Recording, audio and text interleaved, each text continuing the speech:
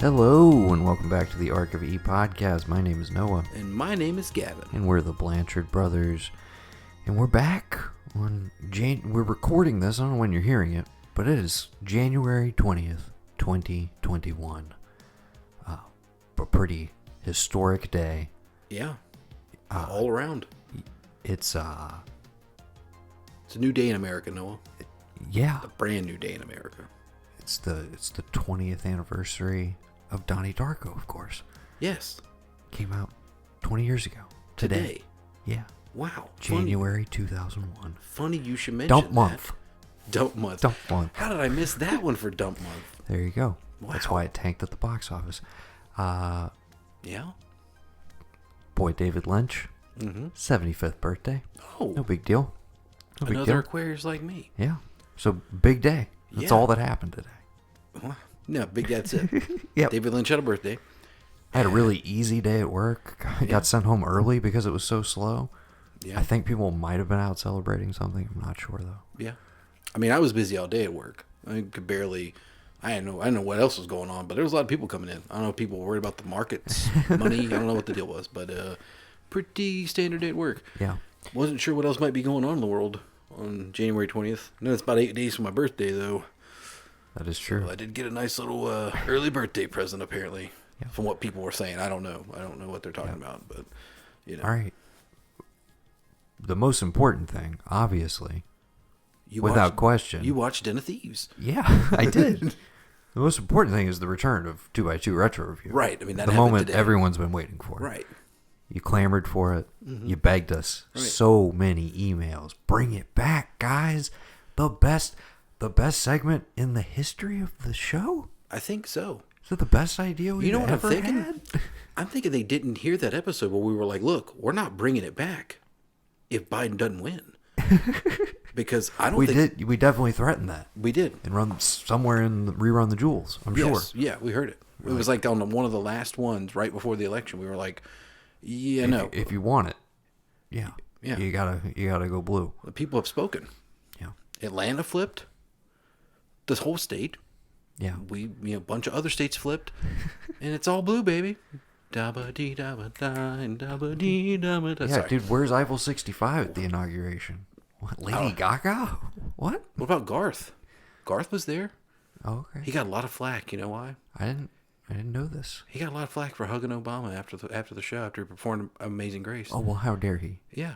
His core base, they were like, how dare you? Because they're all conservative and whatnot. But people forget, Garth's not a country guy. He's a music guy. He's country and rock and roll. You don't understand about Carl Brooks is he's country and he's rock and roll. He's Donnie and Marie. Yeah. Okay. That beer a little extra loud. That happened. Just to set, for posterity's sake, that's where we're at when we're recording this. It's about 10:41 in the evening. Just getting into the groove. All is quiet in the capital. I just like to remind people that you drive down here to yuck it up for 2-hour chunks, and then you drive back. You spend more time on the road than you do on the pod, but I appreciate it. Yeah. Eventually, we were talking about this. People want it. Maybe we'll just start doing Zooms and we'll videotape the whole thing, and you guys can look at us. Maybe. I have to do hair and makeup beforehand. We would have to go orange ourselves. Make the light look better. It could be really fun. We wear costumes. I mean, I wore a based top on the hat that episode. one time. Yeah. Remember I sent you that picture? You're like, why aren't we recording this? Like, weren't we videotaping this? Oh, yeah. Okay. I'm going to try and get us back on track. 2x2 Retro Review, is that what we're doing? Yeah. Maybe a little what we've been watching. It's only been one As other is thing. tradition. You got one thing? One thing. We'll do that, and then we'll get into the episode proper. We hope you watch the movies. If not, you're probably going to tune out, or you probably didn't even click on the episode. You probably were like, The Pledge? And The Pledge? And Den of Thieves? What is retro about Den of Thieves? I don't understand. But maybe you're perplexed enough to give this a listen. So hopefully we're not boring you so far, but let's do a little what we've been watching, whatever that may be for you. Mine is very brief as well. And then we'll get into it. We'll flip a coin and see which one we're doing first, etc. Okay. What have you been watching? Literally just The Leftovers. I have you 3 started as episodes. well? Yeah, I have 3 episodes left. When did you start? Restart. The Start day your after we rewatch. recorded last. Okay. I knock them out, son. I play no thought I games. was knocking them out the box. Where you at now? What's that? Where you at now? What episode you at? I got 2 left in season 2. Oh, okay. You're just blazing right by. Yeah. I mean, I'm in Australia. Yeah. I just got done with Scott Glenn walking around Australia. I must say, I had one of the best evening, an engineered evening of TV watching, but probably about as good as it gets. It just so happened that episode 8 of Twin Peaks: The Return was on the docket for my evening viewing with Veronica. Mm-hmm. So that's the Got a Light episode, to refresh your memory, Right. Gavin. Arguably, like, maybe the best hour of television ever produced.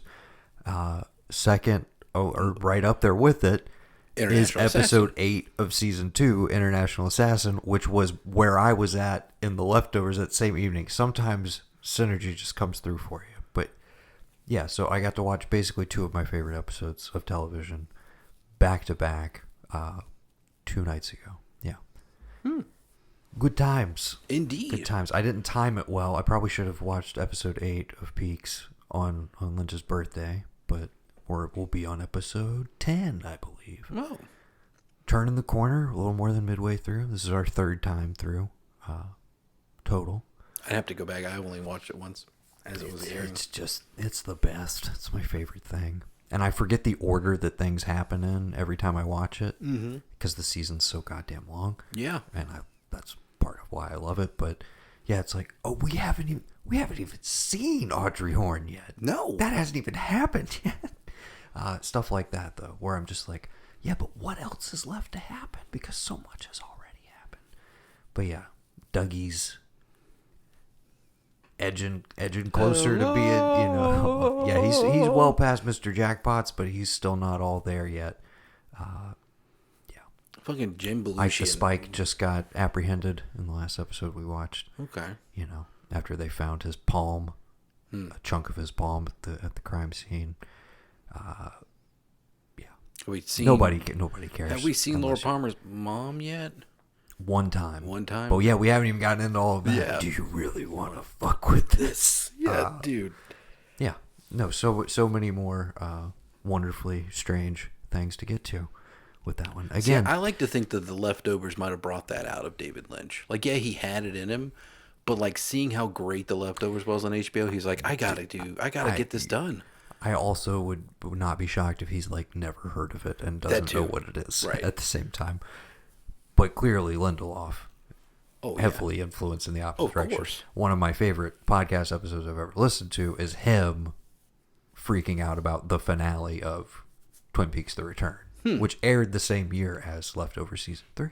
Oh yeah, that's right. I keep forgetting. Yeah. Yeah. So eventually I'm going to line it up because I will be basically finishing both the full series of The Leftovers and The Return around the same time at the pace we're going right now.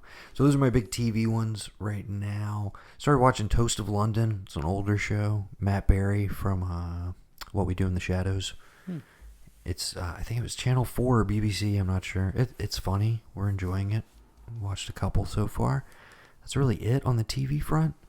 I have one rewatch and I have one new movie that is not the one that we're going to discuss here in a minute. Do you want the new or the old? Give me the old. The Crow. Oh, yes. Veronica had never seen it. Really? Yeah. I may have overhyped it a bit. I don't know. But that was the first time I've watched the Blu-ray copy that I've had for like a couple years now. It's just been sitting on the shelf. Never It's like the white cover with the face and all that. Yeah. But yeah, I mean, I love it. Still holds up for me. There's, it's a little rough around the edges in some parts, but that's part of the charm. Love the whole vibe, the look of it, everything. No real deeper thoughts on it other than I'm glad that Momoa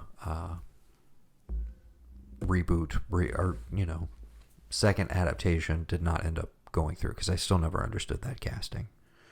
Me neither. I mean, I could have gotten behind the guy from Fast and Furious, the Englishman. I could get behind that, but just not Jason Momoa. Possibly. He's too big. He's just too big. Yeah. Like physically and star power wise, he's too big.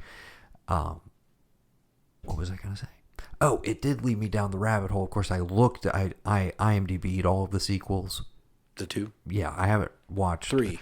It's 3, and then 3 there's sequels. Do you remember this television series with Mark Dacascos? That's what I'm thinking of. Why did I think completely forgot about that. I watched the trailer for it and I was like, okay, this looks like the first season would at least be like a straight retelling of the movie, and then where does it go from there? Or is it a 2-season arc of like finishing all of this off? He is Eric Draven in that though? Like, yes.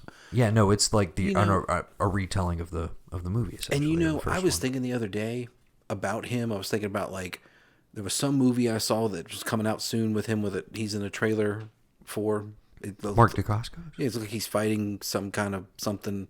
I feel like he's still been around for a while, but he definitely got a bump off of John Wick 3. This is definitely something in that vein because it's almost kind of like his daughter's being kidnapped or something's going on with her. He's got to fight somebody. I don't know.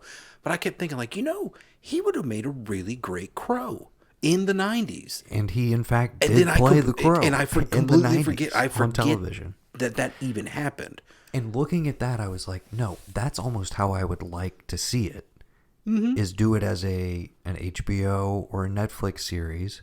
Go hard R with it, obviously. Mm-hmm. Go closer to the comic book, because that's the other thing. Is I did the Wikipedia deep dive on like, okay, well, what's the differences, and what got left out, what got changed, all of that stuff. Did the IMDb trivia, etc. Because I've seen it a billion times, but I've never gone down the rabbit hole. And it's just that she gets hit by a drunk driver, right? Well, they don't go heavy on like she was raped and tortured. It was just they killed her. It's something of that nature, but it's still like it happens roadside, like you said. Yeah, because his real life girlfriend got hit by a drunk driver. The main element that I hate that was cut out is cowboy head or cowboy skull, something like that, which Michael Berryman, I guess, shot footage for, but because of the untimely death of Brandon Lee, some stuff was not didn't work. They had to shuffle it around. They added the narration, etc. But the whole concept of if he does something outside of his revenge, if he tries to do anything other than just that purpose that he's there for, his powers start to diminish. Right. That whole angle, I was like, dude, it's kind of there in the movie, but it's obviously not explored like it would have been if you had those scenes. But I was like, that's the kind of stuff where I'm like, you could make this more of a limited series. First season is a retelling of the core graphic novel, the original story, and then you leave the opening to continue it on past then with whatever other lore you introduce. But that's how I would like to see it, not another film adaptation, because rewatching this, I'm like, it still holds up. It's a good movie. So if you're gonna do, I don't need a reboot of it. No. Just if you want to explore the world, let's do it in a series. Can't believe I'm saying that, but yeah, I'd rather see the TV series. And honestly, another movie. And the thing is, I like City of Angels as hey, the Crow is just going to any person that has a terrible tragedy befall them.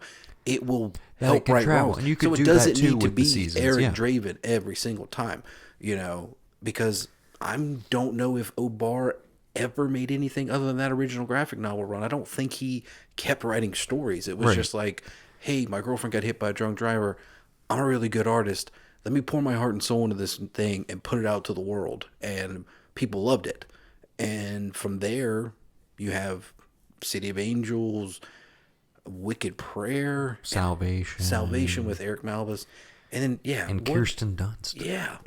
But I mean, Edward Furlong, they drove it into the ground. Yeah. But and very quickly. I mean, they didn't even wait that long. But that's the thing, because I'll give you this. City of Angels is up there with the first one on par with the world building. I need to give it a shot. It's worth it. I really would give it a shot just for the Iggy Pop of it all, because he's just he's loving it. Supposed to be in the first one. Came across that in my trivia. Okay, that's The Crow. Okay. A movie that I'm sure a lot of people have seen. What year anniversary would it be for that? I don't know. 26? Something like that? Yeah, it'll be coming up on 30 shortly. Yeah. Okay. New movie.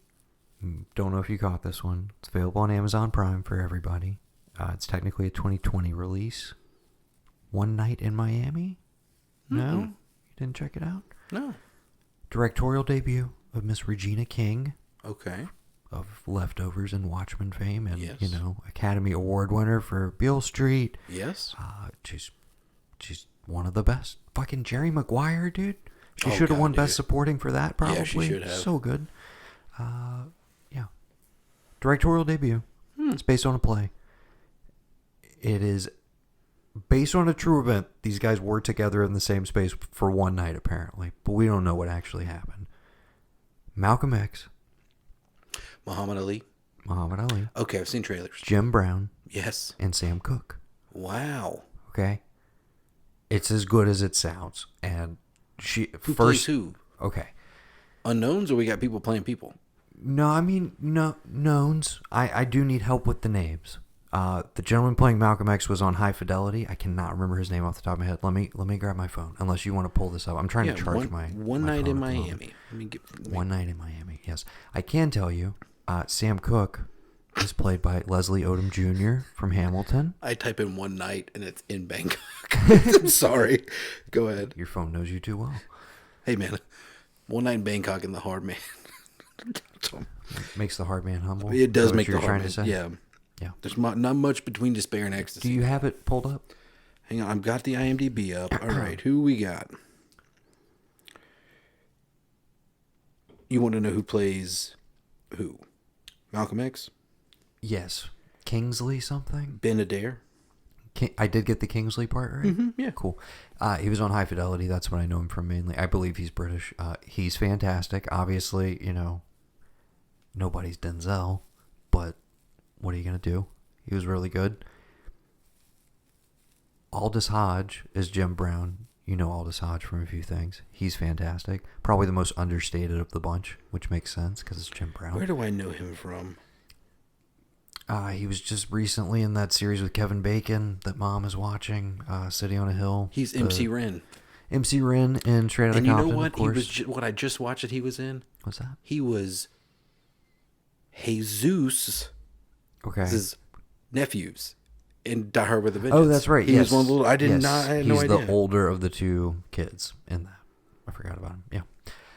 Okay. Invisible Man. That's what I watched him in last year. Which I I fucking still loved him have in that, dude. yet He to was watch. great. There we go. Okay. Yeah, he was great in that.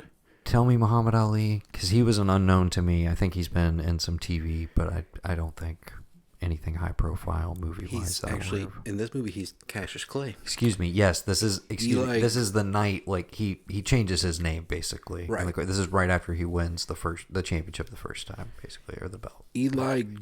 It's Gore with an extra E. I don't know how you pronounce that. Gory.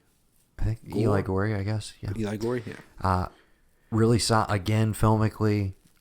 To compare it to, like, I guess Will Smith, I think it's on par, if not better. I don't know, and it's capturing like a very particular period of his life, obviously.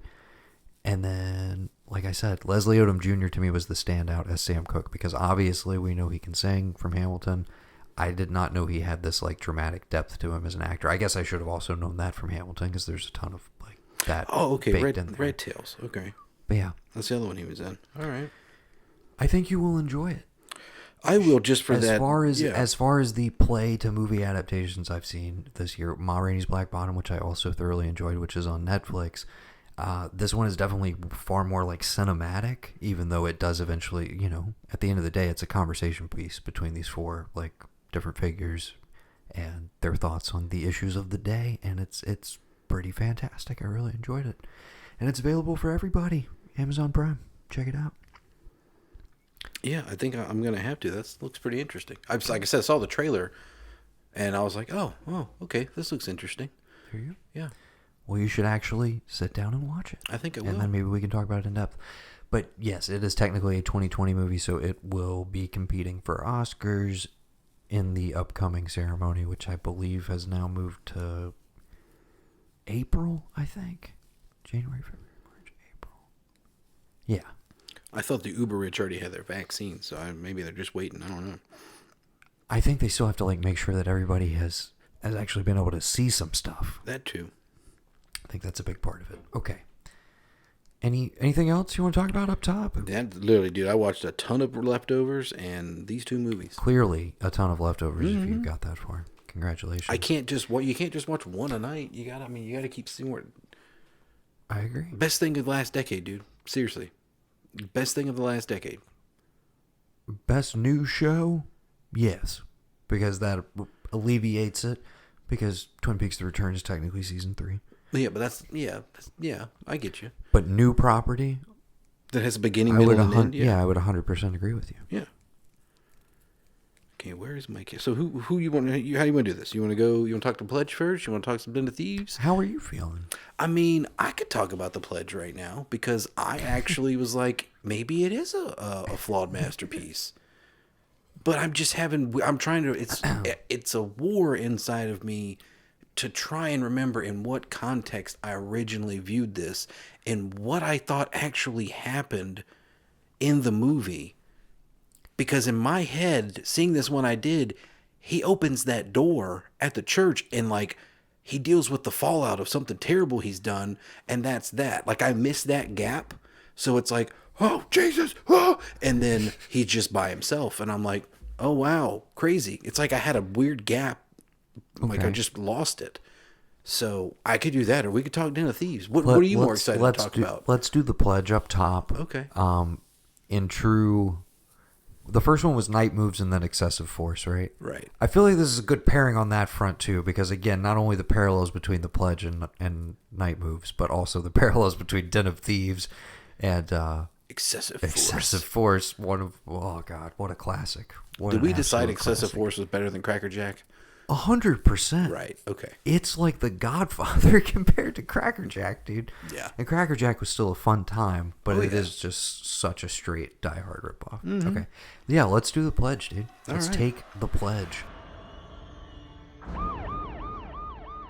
Body of a young girl has just been found. She was a second grader. I guess that put her about 7.5, 8. Who did this? We intend to find out.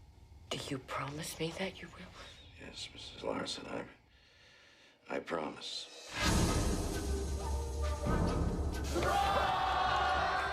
Jerry, for Christ's sake, you're retiring. Well, I'm trying to fit all the pieces together, fill in the gaps. You did have a daughter that went missing 3 years ago, didn't you? Thought you were supposed to be fishing. Need more time on this. No offense, but you're retired. You don't work here anymore. Jimmy drew a picture of a giant. She called him the wizard. He was as big as a mountain. I have reason to believe that she was meeting with this man seen here, and you see this big black car? Come on, Jerry. You gotta start getting on with your life. I made a promise, Eric. You're old enough to remember when that meant something.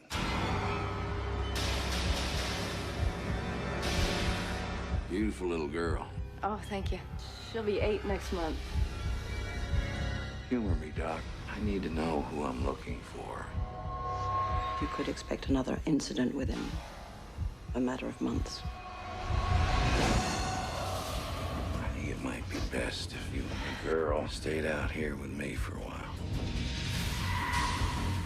I want you to promise me something. If anybody tries to talk to you, I want you to tell me. Eve. 5, Oh. 4. Do you promise me that you will? I promise. I met the wizard today. There's no wizard, Jerry. You don't know what you are dealing with here. Where's Chrissy? This guy is real, and I know it. Chrissy! Chrissy!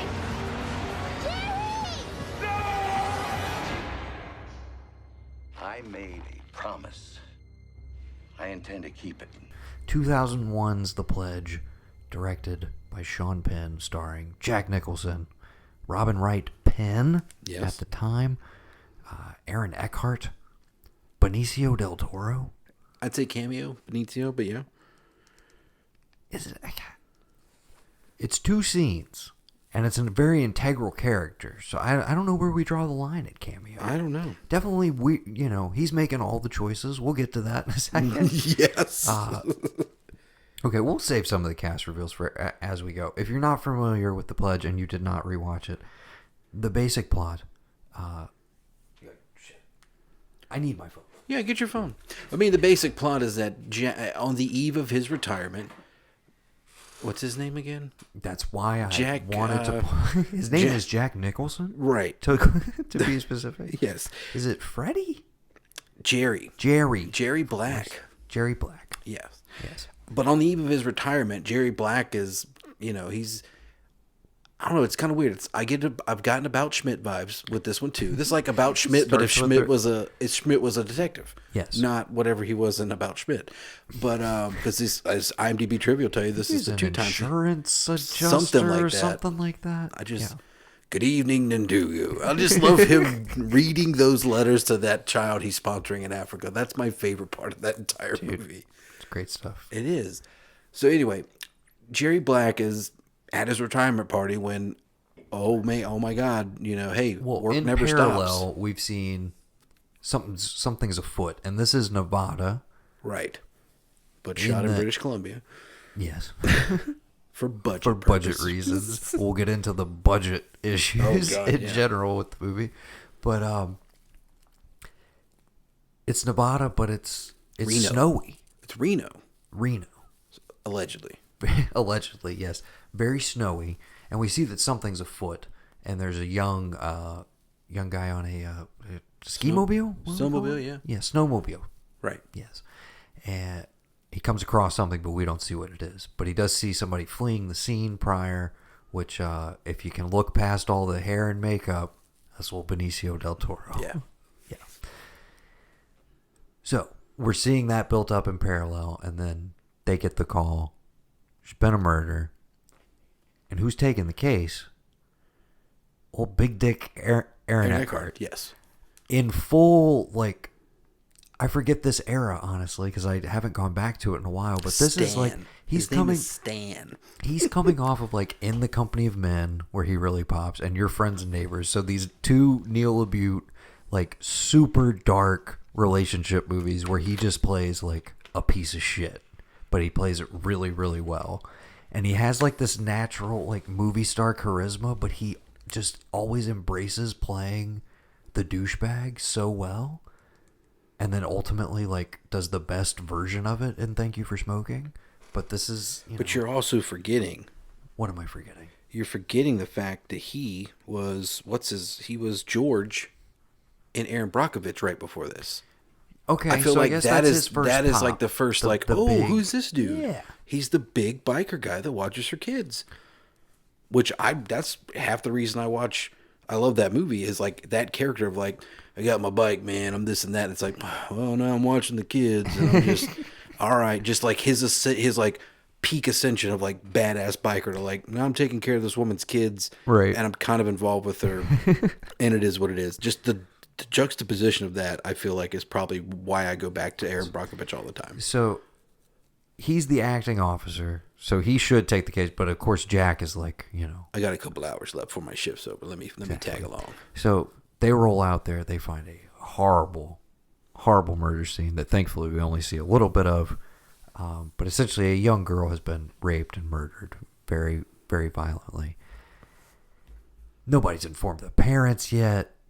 You get the first tip off that Aaron Eckhart maybe not the best cop in the world with does he know how to interact with human beings? Because he just goes up to the kid that found the body and is how you doing, son? It just, he's got nothing for him basically. No. And nobody wants to inform the parents, as I said. The local guys don't want to do it. So who ends up doing it? Nicholson. Yes. Patricia Clarkson is the mom. I don't even know if I recognized the father. The father I thought was the dad from Varsity Blues as well. They have the same I don't want face. your life, Dad? I don't want your life, I guess. He looked like it. I don't know. Well, let's find out. I don't know if Jenny Larson would be the last name, the guy's last name, if I'm not mistaken. Yes. I'm just scrolling past some of these people and I'm just okay. Michael O'Keefe? Michael O'Keefe. His face looks familiar. Really fucking familiar. Oh, he was in Michael Clayton. Oh, holy shit, dude! He's Danny in Caddyshack. Yeah. The character that nobody really gives a shit the about. One that Chevy Chase is always mentoring or whatever. Yeah. I mean, he's ostensibly the lead character of that movie, but nobody remembers his whole plot line with his girlfriend and. He was Fred on Roseanne. He's definitely not the dad from Varsity Blues. I apologize. No worries. We figured it out. Yeah. The important part of this scene is this is where Jack, they're going to be interchangeable. Okay? Yeah, we can go back and forth. That's fine. He takes the pledge because Patricia Clarkson is like adamant. Promise me you're going to find my daughter's killer. And you could tell he doesn't like really want to say this, but it's awkward. You can feel the awkwardness.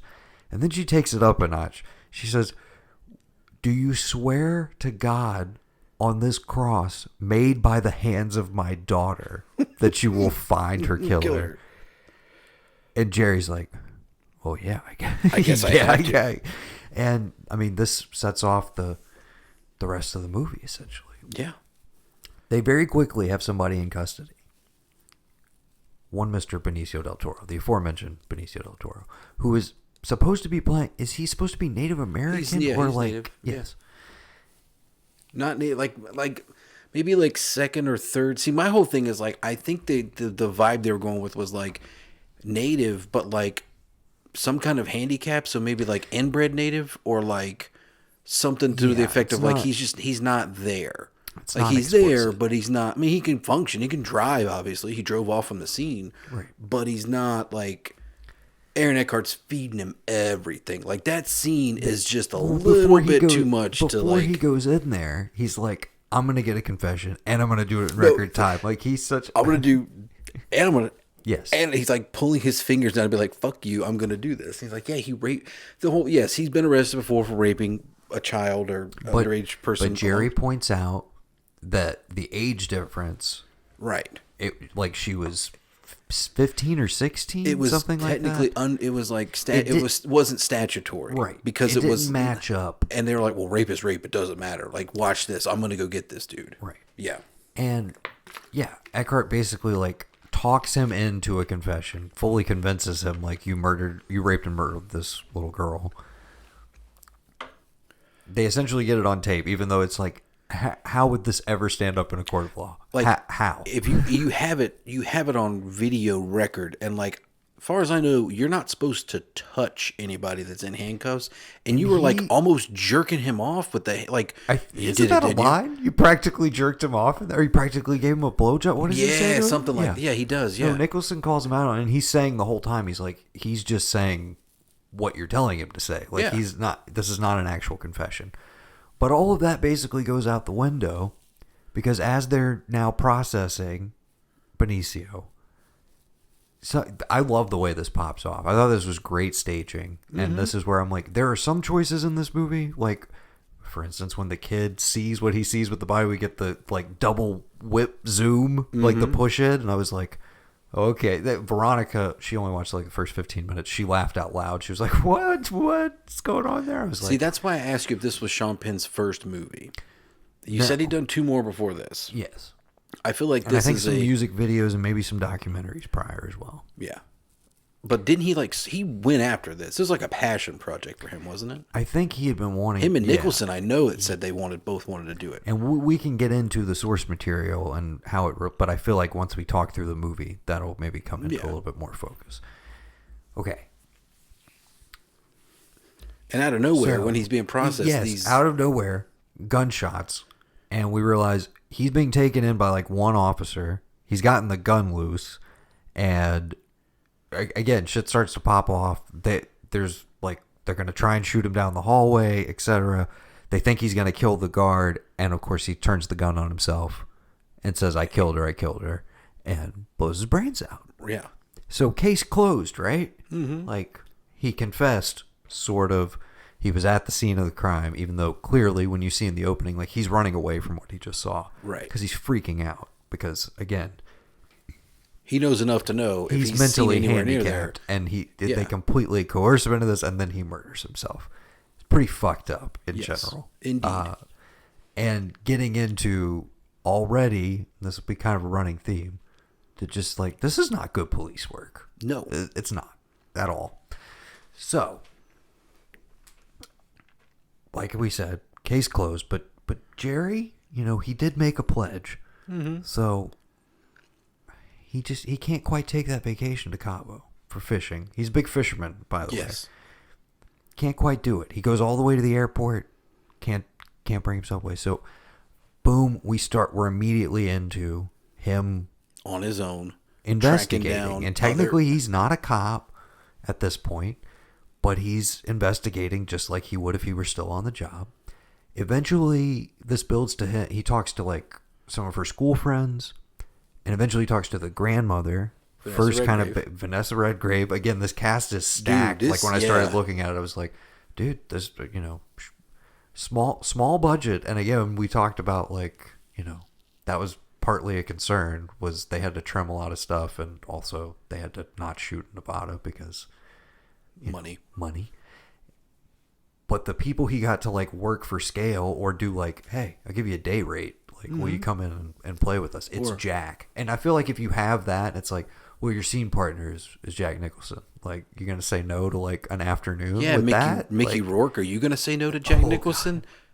God. Mr. On the Bound? You don't know? Because like they say, hey, after he did this. That's in this section as well, right? This is before. Yeah, this is before he goes back to Sam Shepard, the boss. Yeah, we didn't even talk about Sam Shepard as the head honcho. Yeah. But yeah, this era for Mickey Rourke is like, he's been boxing. He he's swore not an off actor. acting to go box. Exactly. And people didn't want to insure him or take a chance on him. But Sean Penn, because he had lower budget and thus complete creative control, even though, again, he had to make a lot of concessions. Budgetarily speaking, this is essentially 100% what he wanted, but it feels unfinished with the money in he a got. way. Yes, it feels unfinished a bit. But like he Sean brings in his good buddy Mickey. Right. And this is kind of meant to kickstart a little bit of career. It really doesn't start happening until Sin City in 2005. And then we're on our way to The Wrestler eventually, where he is Oscar nominated. And there's a lot of momentum behind it. And who beats him? His old buddy Sean Penn. Yes. For playing Harvey Milk. It's like, hang on, hold up. It is puts his hand on his shoulder. Wait a minute. Remember? I put you in the pledge. You your break, but you take this one for the team. I hear Stallone's writing The Expendables. Go talk to him. He's like, you already had Mystic River. When am I ever going to get another shot? Come on. Yeah.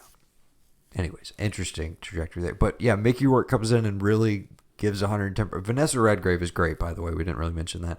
Gives you a reason basically for him to be even more invested in this. Like beyond just the pledge to the mother. Now he feels like he knows the little girl a bit more, right? And gets to get a taste of like her life before all of this. But in talking to Mickey Rourke, that is another victim who just disappeared.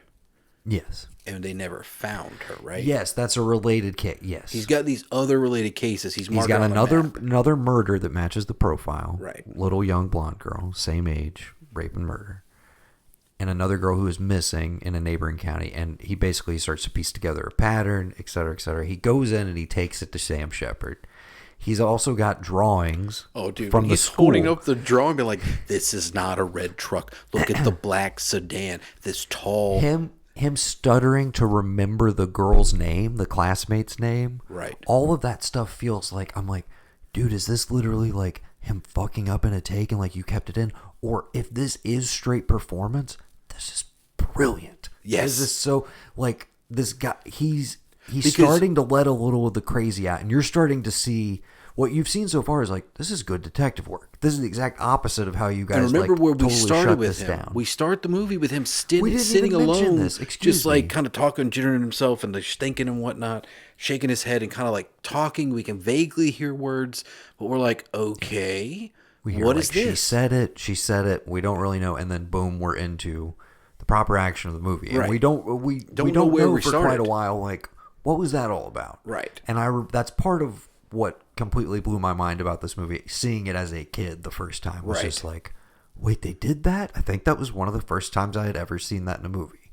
And that is basically... Had you watched Pulp Fiction before this? No. Right. No. I don't think either of us had. But the idea of essentially beginning with the ending and then working your way towards the ending that you have already seen, but you don't know recontextualizing it and making it basically hit even harder when you realize, oh, that's what we've been building to, is where we've already been. Right. Okay. So he has the drawing though from the school that he came across, and this is the introduction of the giant who apparently gives porcupines. Porcupine King. Yes, he's a wizard who lives in the woods. Not unlike the Yellow King. Dude, 100% Yellow King vibes. Yes. Sorry. So he's on this giant porcupine, and he's got it's a black truck, like a black sedan. Yes. Jeepish kind of thing, yeah.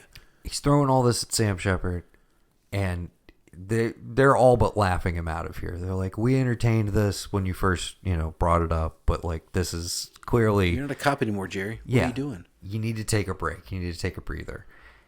And he basically says, I'm not too old to remember what a promise means, etc. You used to, remember that too, essentially.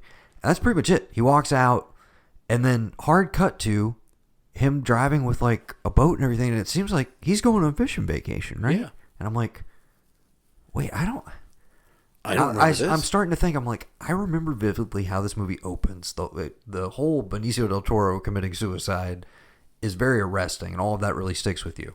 The little midsection there, kind of, I remembered a little bit of like the investigation starting, I guess. And then there was kind of this blank space where I was like, and I know where we end up, but how the hell do we get there? We got to go through Harry Dean Stanton. Yes. He arrives in this small town, apparently good fishing, inquires about buying a gas station from the aforementioned Harry Dean Stanton. Another great that is a straight cameo. Yes. He has like 2 lines of dialogue. Yeah, so we got him and Mickey Rourke in cameos so far. We're going to have another big one coming up in a minute. Vanessa Redgrave, I don't consider a cameo. That's a full-on scene. Yeah. That could have been like a supporting actress nomination, because they like to do that sometimes where it's like, she was in it for 5 minutes, but she deserves it. Yeah. I love the reveal here, though. And it takes a little bit to dawn on you, but you realize that this area where he's trying to move into, it's the next target, the most likely place. Yeah, it's right in between all of the locations that he's been traveling to, and logically this would be the next spot. You're like, okay. Buys this gas station, takes it over, meets some of the locals, one of which is Robin Wright Penn, looking a little worse for wear. Yeah. I don't know. Did I read too much into this about just like, what do you think this was like? She was really like, well, Sean, I really want to like, dirty myself up for this one. I'm playing a like down to earth person. I want to be like missing some teeth and blah, blah, blah. Or was he like, babe, we're going to like fuck you up. We're going to make you look horrible. Like who was gunning for like this level of like her teeth and everything, which I was like, are we going to talk about the teeth? Is he ever going to say anything about the teeth? And eventually they do. And then the reveal that like, oh, it's from my abusive ex-husband. Who we never see. Who's never seen on camera. Could be Mickey Rourke for all we know. Could be. Definitely could be. But, and then of course, and I was like, well, you can't introduce those teeth and then like not have a moment where he pays to get them fixed, right? And that's like a bonding moment between them. I don't know. This is definitely where some of the flaws start to come in. One of which is, I don't know how much I buy this romance between Nicholson and Robin Wright Penn. And it's always interesting anytime you've got a director directing their spouse, like interacting with, in this case, a legend and a legendary ladies' man at that. Right. Like, you know what I mean? But it's kind of inevitably going to build there. And I don't know that it all necessarily works.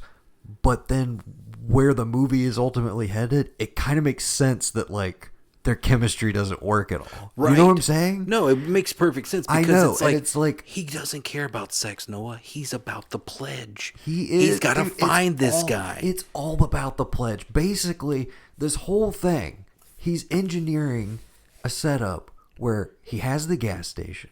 He has a clear view of the road. Now, I just got to get me a kid. And I got to put him in red clothes. I need me a kid for bait. So I love that scene because he's already met Robin Wright Penn. Right. And this really didn't click for me. Doesn't until know I was that watching she has a daughter. Doesn't know. And then he's just sitting in the same diner like a few days later, if you will, sees this little girl and strikes up a conversation with her.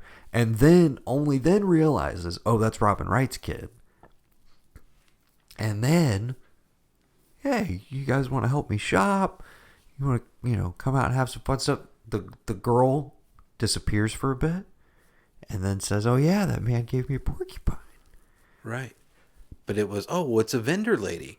Yes. And then, somewhere in this, we get to the third cameo, fucking Dame Helen Mirren as a doctor trying to figure out what the fuck this photograph's about or this painting is about. And more importantly, trying to figure out... How the fuck did she show up in this Right. movie? More in importantly... Nevada? What? Yes. This is one of those where I'm like, well, I get that this exists because She like stopped by. we need exposition.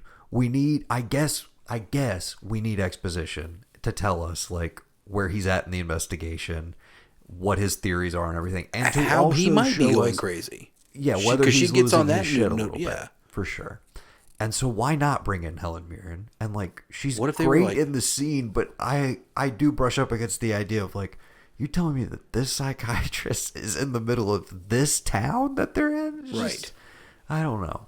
I don't really buy it. Yeah. Like if they show him going back to like what I assume is the bigger town he came from to like talk to somebody there, then I buy it. But like she's just here as like a art psychiatrist, psychologist, what I don't know. Yeah. My theory is that they may have been hooking up in real life, and he's like, "Come by the set," and Sean's like, "Oh my god, what is she doing here? She wants to be in the movie." It's like, "All right, here, you can be this lady," and then Yeah, so was Vanessa Redgrave, by the way. I'm sure he was just boning all of them. tearing ass Well, all if I over can't that get set. Robin right, I'll get these two dames. Like, it's fucking Jack, dude. Because I remember watching this movie and being like, "Oh, well, that's okay." Like, he's been in a lot of good movies, and like, it's all right, you know. And then like, The We know him as, Departed the is like Joker at that. The Departed is like 4 or 5 years away. Yeah. And you're just like, what a way to go out. I mean, what has he done since then? He did. I mean, he Oh, he did unfortunately that. did like the bucket list and a few Oh, other yeah. things afterwards. But The Departed would have been a great one to go. Oh out yeah, on. but it's just like I remember. See, because I remember this coming out, and I remember it being. I was like, this really didn't move the needle. I don't think for anybody. Don't remember another big movie with him until you get to The Departed, because you Well, got to I mean, remember. dude, About Schmidt. You already Well, mentioned. yeah, that comes. Yeah, but like Big awards contender. around for this him. time though, Connery hangs it up with League of Extraordinary Gentlemen. Not too long after this, so I'm thinking. Sure. No, I'm thinking like in my mind when this is happening as a child, and like it just doesn't pop. It's like, okay, well, I mean, it's not a great, it's a good movie, but like it's not a. It's like late period Paul Newman or something. It's like, yeah, what are you doing? But then he comes back with The Departed, and you're like, I amazing. just want to point out About Schmidt, incredibly well received. Again, huge awards contender, specifically for his performance. Oh yeah. And then I don't know how you feel about this one. I still love this movie. Anger Management, huge hit. Oh Huge yeah. hit, and that's like 2003. I forget about that as a Sandler. I think one. that's right after About Schmidt. Like, Right. no, dude, his early 2000s, right up until Departed, he's doing solid. He's That is still true. everybody's he's Jack. Like, you know, if Yeah. he shows up in something, his 90s is very strange and weird, and I love a lot of it. But yeah, no, his 2000s is first half of it's not too bad. Did you ever watch The Two Jakes? That came out in the 90s? Yeah, I've seen Two Jakes. Okay. It's his second or third movie. I forget how many he's actually directed, but yeah. I think it's the second movie he directed. I mean, it's no Chinatown. but No, of a few course things not. are. So Yeah. where were we? The thing you have to remember is Polanski was an artist. I can't believe we haven't done a Jack impression thus far. I've been but he's trying not to. really. He's not really jacking it up in this movie. No, and that's which is maybe part that's of what I it love is. about it. Maybe that's what it is. It's because like you've come off of like. Now, correct me if I'm wrong. Did we watch this after About Schmidt had come out, or No, did we watch this the watched minute it this, came like, out? as soon as it was available on VHS. Okay, we all saw right. this like in 2001, Okay. probably like in the summer while we were at the beach house. Right, that's because when it I came remember. out in a dump month. It Right, just so it came was out. already on VHS Yeah. by like summer. Yeah. For sure. And again, at 10 years old, there was no way I was equipped to like properly appreciate half of what this movie had going on. No. We watched it because Mom wanted to watch it, and I meant to ask Mom, like, do you remember The Pledge? Have you rewatched The Pledge? Oh no, 'Cause I told her about it. I saw Yeah. her this weekend. I told her we were going to be doing this. I hope she went and checked it out. I and asked Den of Dad. Thieves. I asked Dad if he had started watching The Boys, and he was like, "What?" I was like, "Never Oh, he mind." sounded so amped I know. on it. I told him, thought I I was had like- him talked into it. Well, I told him about how you were like Banshee, and he was like, "Oh, Banshee was great." I'm like, "Did you not go watch The Boys?" But I think I've sold Mom on going to watch The Boys. And Mom would love The Boys. yeah, I thought she already watched it. No, she hadn't. Oh, okay. And I found out she hadn't watched Cobra Kai, and I'm like, stop everything. Go watch Cobra Kai. You can get it done in 2 nights. Maybe one if you want the whole I thought she was ready for 3 to drop. No, she hadn't seen an episode, a single episode. So I told her to go do that stuff first, and then maybe check back up with the Pledge if she wanted to, because it's on Max. Yes, it is available on HBO Max. If we didn't mention that, yes. If you made it this far into this episode, and you're like, "Hey, I think I might check this out." Yeah. To spoil the rest of the movie for you. Yeah, spoilers from here on out. So, like we said, it's not fully revealed until towards the end. But yes, all of this is not him like starting his retirement life or anything. This is all just him basically setting a giant trap because he is convinced that this giant guy is out there and he's gonna kill again. And the killings are getting closer and closer together. That's the other thing that the Helen Mirren scene brings us. Okay. So we get our first big suspect. And who might it be? Oh, Francis Dollarhide himself. Mr. Tom Noonan. Mr. Tom, I only read my part and no other part of the script. Fucking Noonan. Yes. He only read his bit, and he stayed away from everybody on the set. Sean Penn was like, Tom, can you come out here? We're trying to collaborate.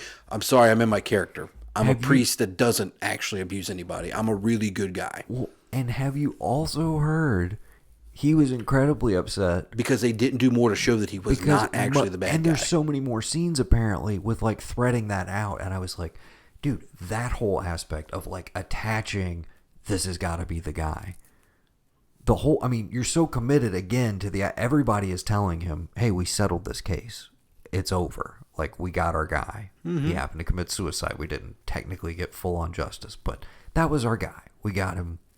However, how long of a break do we take? Like 3 months. I didn't know if it was months or if it was a full year in between. But yeah, I think it was 3 months because he, like moves. Yeah, no, because it's 3 months because it's like the that next killing is going to be coming. That's, yeah, exactly. So Tom Noonan's introduced, talking to Robin Wright's daughter, who again we're getting bonding scenes with them. Basically, she shows up, beat to shit, says, "Hey, my ex-husband is nearby. We ran in here. Again, we never see the guy, but it's just like, okay, from this point forward, you just live here with me now. Yeah, just live here with me at the gas station that I bought from Harry Dean Stanton, which has a giant attached house to it, which I didn't really realize how big it was until we get one wide shot. And I was like, oh, okay, very cool. Yeah. Seems like it would be a pretty solid life if you weren't in the mental state that Jerry is in this exactly. movie. So he lets these interactions with Tom Noonan and the daughter happen. And he's watching from a distance. Mm-hmm. And we slowly get the buildup of, she said she was going to go to church with him. And, oh shit, she's there right now. Freaks out, rolls up. And again, the shot you talked about from the trailer and the main moment you remembered from it. He bursts in and we get these quick cut scenes of Tom Noonan murdering children. No, we've got oh Jesus, and you have a child dead on the ground and Tom Noonan naked in blood, smiling like he fucking smiles in every movie where he looks weird. Listen, right. If you have not seen Manhunter or Last Action Hero, you need to watch those movies. And what it will do is it will train you that every time Tom Noonan is on screen, one, you think he's the bad guy regardless of the role. And you're just waiting for him to pop off because that dude made in Hollywood because he's 6'2", 6'3". Yeah. He is imposing. He is a sinister looking motherfucker. And he knows how to use it for, dramatic in both effect. Directions for sure. Yeah. So of course we naturally think it's going to be him too, but we get all those quick cuts and then we reveal it's actually just a normal church service. He welcomes him immediately. The little girl is there. She's fine. And because there are no scenes to flesh it out, we're left to be like, oh yeah, well that's a red herring. Really didn't happen. Jerry might be going a little bit crazy with these flashes, but can you blame him? He's watched a child. He saw that dead child in the snow. Yes. He told that dead child's mother, "I'm gonna find this guy. I intend to find out," and he hasn't been able to. Nobody on the force wants to listen to him, and he had to spend all that retirement money and shit on this house I mean, who knows if he's going to get anything off the deal when he sells it down the road? I mean, hopefully property values in the area increase, but if fucking children are dying left and right, no one's going to want to live there. We'll talk about where we get to at the end of this movie, because I think it might be somewhere in like 2035. Like, it looks like the apocalypse has happened. Right. It looks like Mad Max times by the end of this movie. We'll get there. So he's left to confront, am I going a little crazy, etc. Like, I had this all built up in my mind that it was this dude, and it's not. And everything seems to be like kind of chilling out. And it's like, okay, he and Robin maybe Wright he's finally just, fuck. Yeah, I mean, maybe he's just gonna like have a life with Robin Wright and this little girl. Like, okay. And then he's been reading bedtime stories to the little girl, which, like, there was one of the earlier ones where I was like, in the context of this movie, investigating what you're investigating, why would you read this story to the child? And I couldn't remember what it was, but it was like something very violent and dark and like related to the, oh gosh, I should have written it down. And why would you read, when you're reading it to her, the blinds are down and there is light coming through them, but it's supposed to be nighttime. Like, yeah. That's a little inconsistent. Maybe it's the sign like outside the window that's lighting it up, but it definitely doesn't feel like you're reading to her at night. Anyways, but we get another bedtime story sequence, and she mentions the giant and the porcupines. Yes. And she shows these little porcupine desserts. Creepy as fuck. Yeah, very creepy. And she says, "Oh yeah, we're gonna go. He's gonna show me the magical forest or whatever, because he's a wizard and blah blah blah. And we're gonna meet at this particular place." And so basically, essentially, like, hard cut to the next day, he's got Aaron Eckhart. I love that he's like, Go ahead. well, I mean, he said you can't tell your mom, but it doesn't mean you can't tell me. You're not supposed to tell your parents, but I'm not your parents. I'm Jerry. Right? So she lays it all out for him. Can I go, Jerry? I guess it'll be okay. Yeah. It'll be our little secret for Bob. And I'm immediately like, dude, bad idea. Bad idea. I was like, I remember how this movie ends. Bad idea. So hard cut to, he's got Eckhart and everybody out there. And I'm like, wait, what happened? So it's still an active investigation. And then we eventually, Eckhart's like, we're doing you a big favor, Jerry. Okay? Like, I brought everybody out here. Is this guy going to show? Like, what's going to happen? And we essentially like watch Jerry start to descend into madness, and they're kind of like, we're calling it, we're bailing, and he's like, if you leave here, you better not jeopardize my fucking operation, basically. Like, don't blow your cover. Yeah. He's like, oh, by the way, dude, I have to go tell the mom what we just did by law. Like, I'm not gonna just gotta do that. give you a heads up. I'm gonna go like blow up your spot. Yeah. You might want to be aware of that. Yeah. So Jerry's still hanging out there, and then boom, we start getting some parallel cuts. And I love the way this is done. Dude, this is probably one of my favorite things in a movie that I've not seen ever since. Dude. Probably one of the best things. Great stuff. So we first cut to a woman who we saw earlier. And we haven't really talked about this. There's so many big, like, high-profile cameos and, like, you know, pretty stacked cast. The ground level, like, extras that he has, some of the smaller roles are clearly like just normal people that he found from the area. Not even like I held auditions for this. It was more like I found this store that I liked. We talked to this person for 5 minutes. They're in this movie now. Mm-hmm. It's very much the vibe of this woman who he goes to within the first like 15 minutes of the 20 minutes of the movie, right when he starts investigating after Benicio kills himself. He asked this woman for directions to the grandmother's place. Yeah. She's upstairs. She gives him directions, wherever. So we cut back to this woman. I'm like, what the hell's going on? And she's saying, Oliver, are there any of those sweets around? Blah, blah, blah. And it's like, oh, fuck.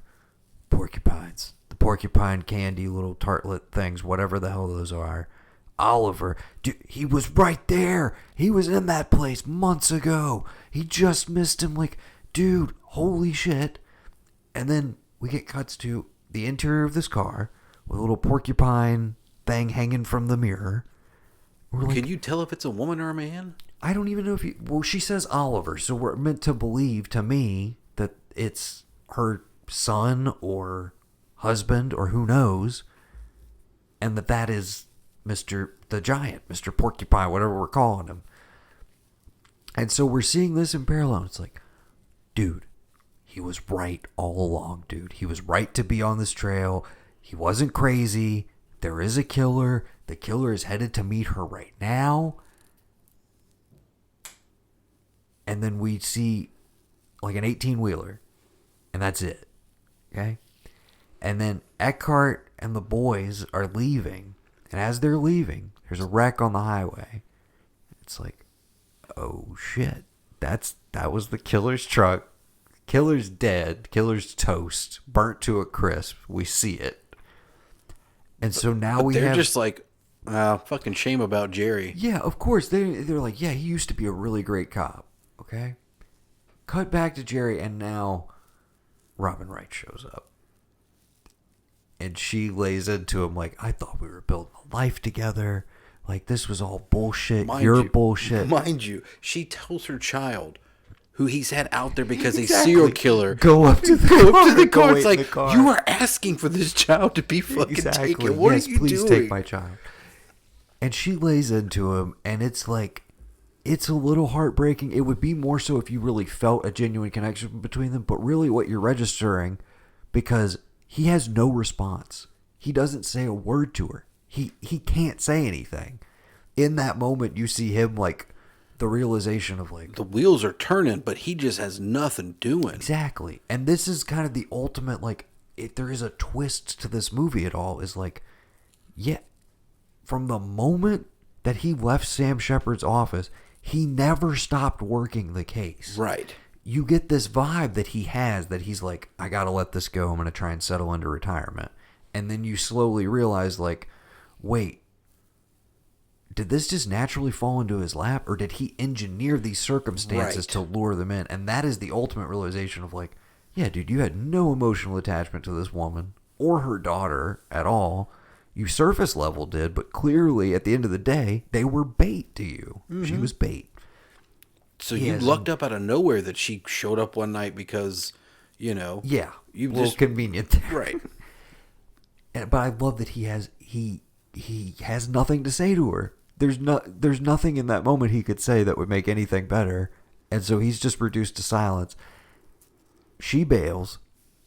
And then we are left again as the audience with the knowledge that like, he was right, dude. Mm-hmm. He was right to be out there, to be doing all this. The means, I don't know, you know, they're a little complicated. You did put a little girl in a lot of jeopardy. But also, like, not really. There's a ton of officers there. Like, because I remember reading something that was like, if you look, pay attention where that crossroad is, and you see that truck again, it doesn't stop. Like, whatever truck it is, the 18-wheeler just blows right by. Yeah. So you're led to believe that, like, either that 18-wheeler driver is a terrible 18-wheeler driver because you see that truck before or whatever it is, or you see the Jeep van, whatever it was he was driving, do the same thing and they don't stop at that intersection. And that's supposed to cue you in that like, oh yeah, well of course this is probably what could happen. It makes it more logical that like one of these two people in this accident are terrible drivers. You don't know that when you see it earlier in the movie, but it kind of plays to, boom, gets in a wreck and dies. So I looked at this and wondered, do these people who are watching this even know like, oh shit, that's a black car? Because it's all burnt up. They couldn't probably tell to begin with. So I wonder if they leave it as like processing that in the moment. No, they're not even think thinking that they are, and that's what I love is like we're left with the knowledge of all of that, but we have to watch him suffer through like waiting for something that is never ever coming, like, and then we just kind of fade into the opening of the movie, which is Jerry outside of the gas station that he bought. It's closed. It looks like everything around him is abandoned. Right. It's like dusty and windswept and everything. And again, like I said, it looks like Mad Max times. Like it looks like he has just been eternally sitting there in front of the gas station, just slowly losing his mind. And that's where we leave the movie at. Again, none of what we just described, I think, is what anybody wanted from this movie when it came out. If you watch the trailer, which I may play a little bit of, I don't know, maybe we dropped it in at the top. It's so quick cutting, and it's like, it seems very simple on paper. There's a killer, maybe we didn't get the case right, stuff starts happening again. Jack Nicholson's on the case. Retired cop on the case. Action thriller, horror thriller, sort of, maybe, who knows. psychological thriller. Directed by Sean Penn. Yeah. On paper, I feel like a lot of people are like, yeah, I'm on board. And then you get kind of an existential meditation on what it means to be a detective and like search for meaning and all of this stuff, and like when so many things can just happen at a whim. And that kind of leads me to the source material, which I don't know if you looked into it. I did, yeah, the book. The book, which is essentially a dissection of detective fiction up until that point in time. And then, like, when I started reading more about it, I was like, obviously this would have been a hot property for like somebody to adapt at some point. Oh yeah. And they've done a TV version of it back in the 50s, I think, with the dude who played Goldfinger. All right, Goldfinger was I know you're talking about Gert Frobe. Mm-hmm. Yeah. He was the lead in it, I believe. And that had a much happier ending, essentially.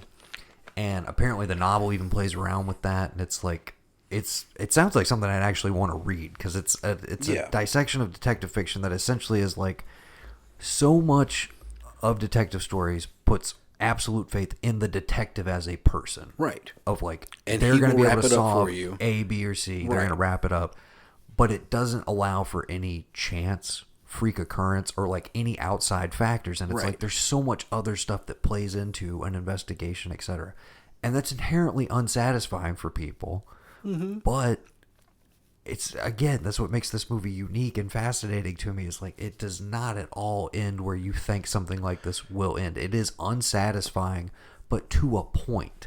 And I think that's, when I saw it as a kid, I was just kind of like, oh, well, they ended where they began. And that's all I really took from it, was I was just like, oh, that's kind of weird and different.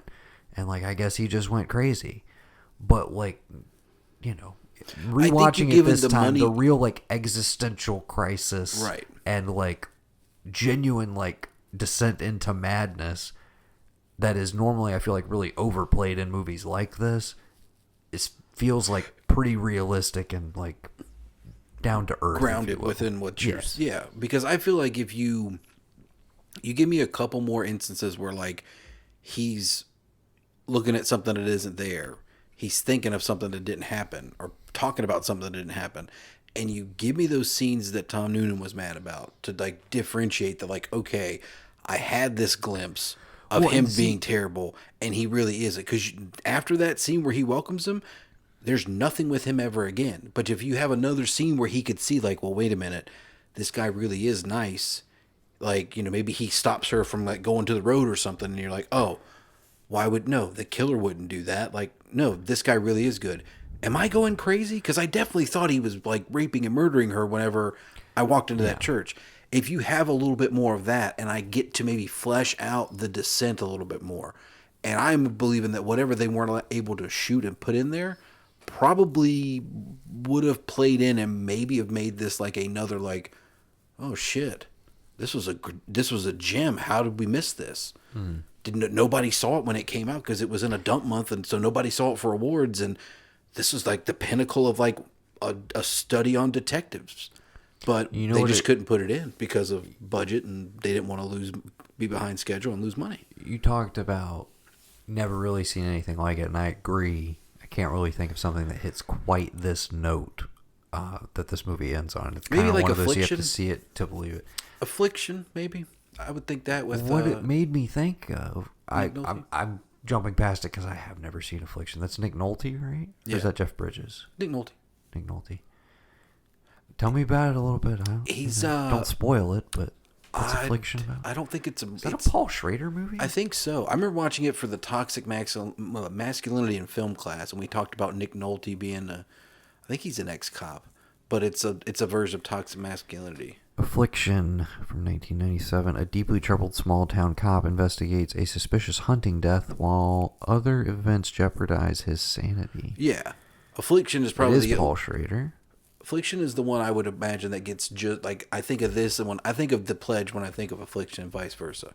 Because when they told us we were watching Affliction, I was like, why not The Pledge? And then now I'm like, yeah, it's probably better we watch Affliction. A nice little twin to it. What it made me think of was the finale of True Detective Season 3. Yeah?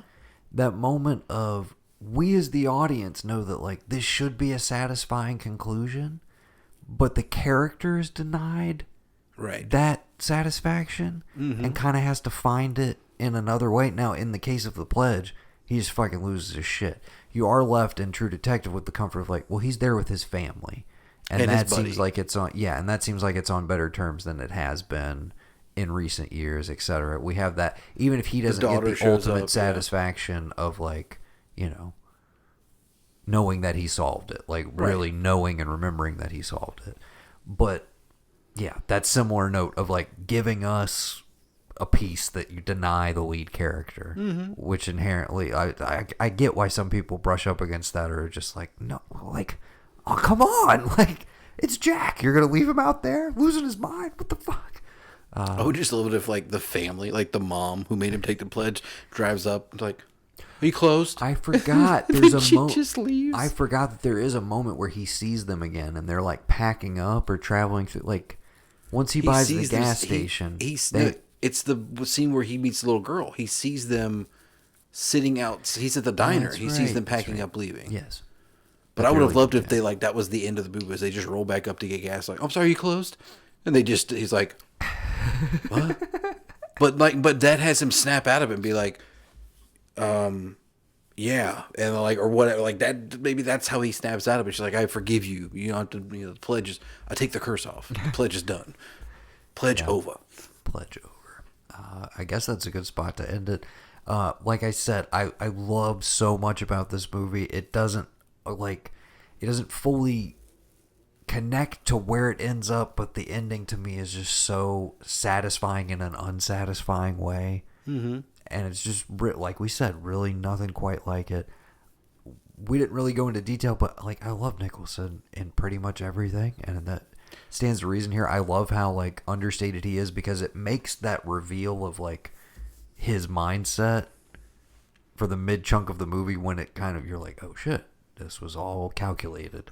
It makes it all the more menacing, kind of, because you feel like you've been betrayed by him a little bit, because you were like, oh, well, I thought he was just like enjoying fishing and like kind of fell back into the investigation, but he was kind of building a life with this woman. And then, yeah, the rug is kind of simultaneously pulled out from all of you at the same time. I really dig it. It's not something I'm going to rewatch all the time, but apparently every 20 years, good time to check out The Pledge. Yeah. I enjoyed it. And again, it is its 20th anniversary this month. So if you want to check it out, or you already did, let us know what you thought. The Ark of E at gmail.com. And we will move it right along, I guess, to part 2 of the 2x2 retro review. We're talking Den of Thieves from 2018. Yes. Let's take a listen to the trailer. Hey, pay attention. This is yours. Most important thing, keep your finger off the trigger at all times, unless you need to shoot somebody. When that happens, 3170, we're being held up. hold it until you run dry. Dispatch, we are under heavy fire. Keep your eyes open. Every cop in the country is going to be looking for us. Big Nick, original gangsta cop in the flesh. What's your tally? 4 dead, 6 on the way to the hospital. I take it he's a bad guy. I'm gonna make you a deal. Give me the names of all the guys that got away. I'll get you a medic. I ain't no snitch. Yo. He's done, son. We got a problem. It's major crime. Get to know your enemy, boys. Every big-time crew has been busted. These are the guys who took them down. Yourself, I take you on the trip down memory lane. This is Gangbangers, these are not. Whoever it is, they're addicted to heists. Anybody moves, you shoot them. You understand? Sooner or later, they'll need their fix. You good? Yeah, man. We good. Change the plans. We're trading up. The Federal Reserve. It's like Fort Knox. At any one time, there's anywhere between $500 and $800 billion in there. Every millimeter of it covered by cameras, sensors, and motion detectors. Stand across the street and stare at the building for 2 minutes. You have security on your ass. Only bank that's never been robbed. That's why we're gonna rob it. Every time I'm in the street, I hear ja, ja, ja, ja. Man down. Where you from? We gotta move. Where you go? Where you from? Where your grandma stay? Mine. This man city I run. Do you know what this means? It means I am a member of a gang. Only we have badges, which means you are done. More vest. Do we look like the types who arrest you? I want to put that seatbelt on. Put you in handcuffs, drag you down to the station. We just shoot you. Boom. You're not the bad guys. We are. Seem like the whole city go against me. I'm not cuffing up. It's okay. I'm gonna bring my handcuffs. Okay. Tell me what you think of Den of Thieves, Noah. I've been waiting for this for so I know long. you've been waiting for it for a long time. We made a special exception. You know, it's not retro at all, but we're doing it. We're finally talking thieves. Yes. We're entering the den. I entered the den. I did the full-on 2.5 hour unrated cut. Ooh. I don't know what was unrated that wasn't in the theatrical because I've never seen it, so couldn't really tell you. I had a lot of fun with this movie. Good. I enjoyed it thoroughly. I looked forward to watching it. As I mentioned, I kind of saved it as a present for myself. I knew this record date was getting ever closer. And of course, I was like, but it's 2.5 hours, man. Like, I want to take the whole journey, the epic LA crime saga. Let's do it. Did not disappoint. I have some thoughts. Please. I definitely have some thoughts, but on the whole, we talked about it. We'll reiterate throughout this conversation, I'm sure. It's poor man's Heat. Yeah. But you know what? If you're gonna imitate something, you might as well pick like one of the best movies ever made. Right. If you're gonna take a shot at it, why not? You can only miss slightly lower, and you got to change enough things that you make it your own, and this movie does that. So I respect the game. I probably would watch it again. I also am totally down for the sequel. I'm sure we'll talk about it. Den of Thieves Pantera. It's happening. I'm actually really amped for it. Like, I would go see it with you day one in the theater. Good. This is what I wanted. Yes. Okay. And I'm only doing this because all of you laughed at me when I had this on my list a couple years ago. Okay. It's the only reason I stuck to it, because I knew I wasn't going to be able to do it with a couple other things. But this one for sure, I was like, this movie has no business being this fucking good. And it is quite entertaining. Oh my God, It's dude. an entertaining film. Okay. Remember, I saw this in theaters. Okay? Just think about that. We're talking like packed house. I mean, opening it night. was a dump month, Noah. Are you kidding me? There was 5 people in there. Okay. It made $80 million on its $30 million budget. Well, there we go. And the 80 was from a nice chunk overseas. Christian Gudegast. Not familiar with his prior work, I don't think. This is director. This is first time directing, first time writing. You're asking or telling? No, this is first directorial debut. He wrote a couple other things. Kind of more well known as a writer. Interesting fact. I came across this in my research and I forgot about it completely. What? Well, I sent you the episode. The Ringer has dubbed this subgenre garbage crime. Yes. And I forgot, you think of it as more of a 2010s thing forward. Right. They're referencing But Christian Gudegast wrote, maybe this is the precursor. Maybe it was ahead of its time. And maybe we need to revisit it. Saw this movie in the theater back in 2003 with Mom. A Man Apart. Yes.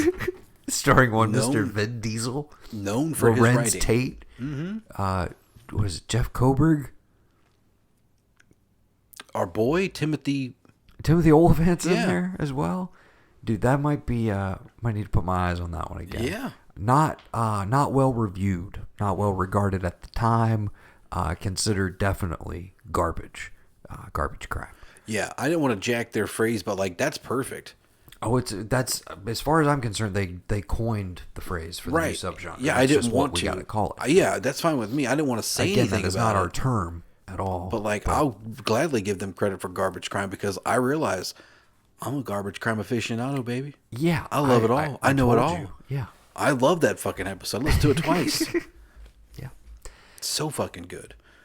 But yeah, Man Apart's definitely like again, a little ahead of its time for what it's doing, essentially, in a weird way. Even though it's like it's basically like trying to be like a 70s revenge thriller in the 2000s, at war with itself. But it's, dude, that's definitely worth a rewatch. I feel like we'd find some like truly great trash elements in there. There's a human being named Overdose?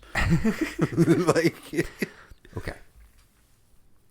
Den of Thieves opens much like Heat. Very much like Heat. Remember, this guy graduated film school in 92, okay? Dude. He's been working on this project since 2004. So I have to imagine he gets out of film school in 92. His dad's kind of prominent. His dad's an actor, done some stuff. And then you got, short time later, the greatest bank heist movie, criminal genre, true crime, cop and robber movie ever made in Heat comes out. You telling me that guy's not going to, like, he wants to make his own Heat? That's exactly what this movie is. Yeah. It just so happens there's been an Iraq war in the meantime, and it gives the bad guys a whole new angle that I like exploring. I thought it was great in that episode where they bring up, like, oh, man, most of these guys are probably veterans. They do this, they do that. Like, that's the common thing now with everyone. And it's like, who would have thought when Amanda Park comes out that would be something that seeps its way into, like, genre filmmaking, for lack of a better term. Oh, one of my, if I'm taking it down a peg or two, one of my arguments is like, I want more of the exploration of that. I almost want the prequel of these guys coming out of the Marines or whatever special forces they were with and transitioning into this. Like, when does it start? And like, what's the job they did that landed them in jail? And by them, we should set up the squads and the cast and all of this stuff. But we open with a robbery outside of a donut shop of an armored car. Here's the twist: nothing in the car. Right. Unlike Heat, where they're not even going for the cash; they're going for the bear bonds. Right. Yeah, there's nothing. That's the big twist. There's nothing in the truck. And we have somebody who pops off and like shoots somebody when they're not supposed to, and things go awry, and they have to discharge a lot of rounds. A lot of rounds. You get that they got somebody on the inside with the intel on a phone line telling them, hey, you got so many people, 30 seconds out, get ready, this, and that. So this crew, who we're about to meet shortly. I want to call them the Merrymen. We can definitely do that. They're led by Ray Merriman. Exactly. That's what I want to call them. Pablo Schreiber. Yes. Schreiber. Schreiber. Same thing. Yes. Killing it throughout this movie. Dude. I could spend 3 hours talking about him in this movie. Maybe alone. the best or second best performance in the movie. We'll talk about it. Donnie is already with them, right? Right. Mr. O'Shea Jackson Jr., one of my favorite young actors right now. Love everything I've seen him in. This is no different. Good. He's the other contender for maybe steals the show. We got Fitty in there as Ensign Laveau. That's right. Doesn't talk a lot, but really solid in this movie. I really dug. I dig him. And old Evan Jones, shithead extraordinaire. Cheddar Bob himself. Cheddar Bob. He's the asshole and jarhead. Like, he's just built for these roles. So much so that when they, at the top of the movie, are like, oh, he's the one with the itchy trigger finger. I'm like, oh, dude, he's your Wangro, 100%. Makes sense for this guy. And then he turns out to actually be like super chill and like really good with the tech and really smart, etc. And I was like, oh, okay, they're not going that way at all. I thought they were gonna like dress him down or whatever. So anyways, that's kind of the core crew. They lose a guy, right? You see in some flashbacks, but like, so they're all hardcore Marsoc Marines. They've been in the shit. Donnie was a Marine for like a year. Yes, he's a little green. Never. We know he never made it out of basic. He didn't kill anybody, obviously, but he still gets to be. But we get from the get go, these guys are tacticians. They're well trained. They're strategic. But when things pop off, they also and they also have a code. They didn't mess with the guy at the donut shop. Nope. They only mess with the uniforms because that's what they're trained to do. Okay. So now we gotta float over here and we gotta go visit the LA County Sheriff's Department. We gotta meet major Big crimes. Nick. We gotta meet Big Dick Nick. Okay. Fucking Gerard Butler, dude. Our introduction, I took a few notes, mostly centered around Big Nick and Jerry Butler in this movie. Okay. I cannot wait to hear them. Big Nick's intro, which if you'll recall, is Everlast. You might know what it's like. Mm-hmm. Okay. I was like, the intro tells you everything you need to know, which is fade into that music, him driving in his car, to what we find out is his, I mean, they're still married technically, but his wife, his family's house. Okay. One of two things. Okay. Either this is one of those guys who just like only listens to the radio, even when they're in their own vehicle. Yeah. And like, that tells me a lot.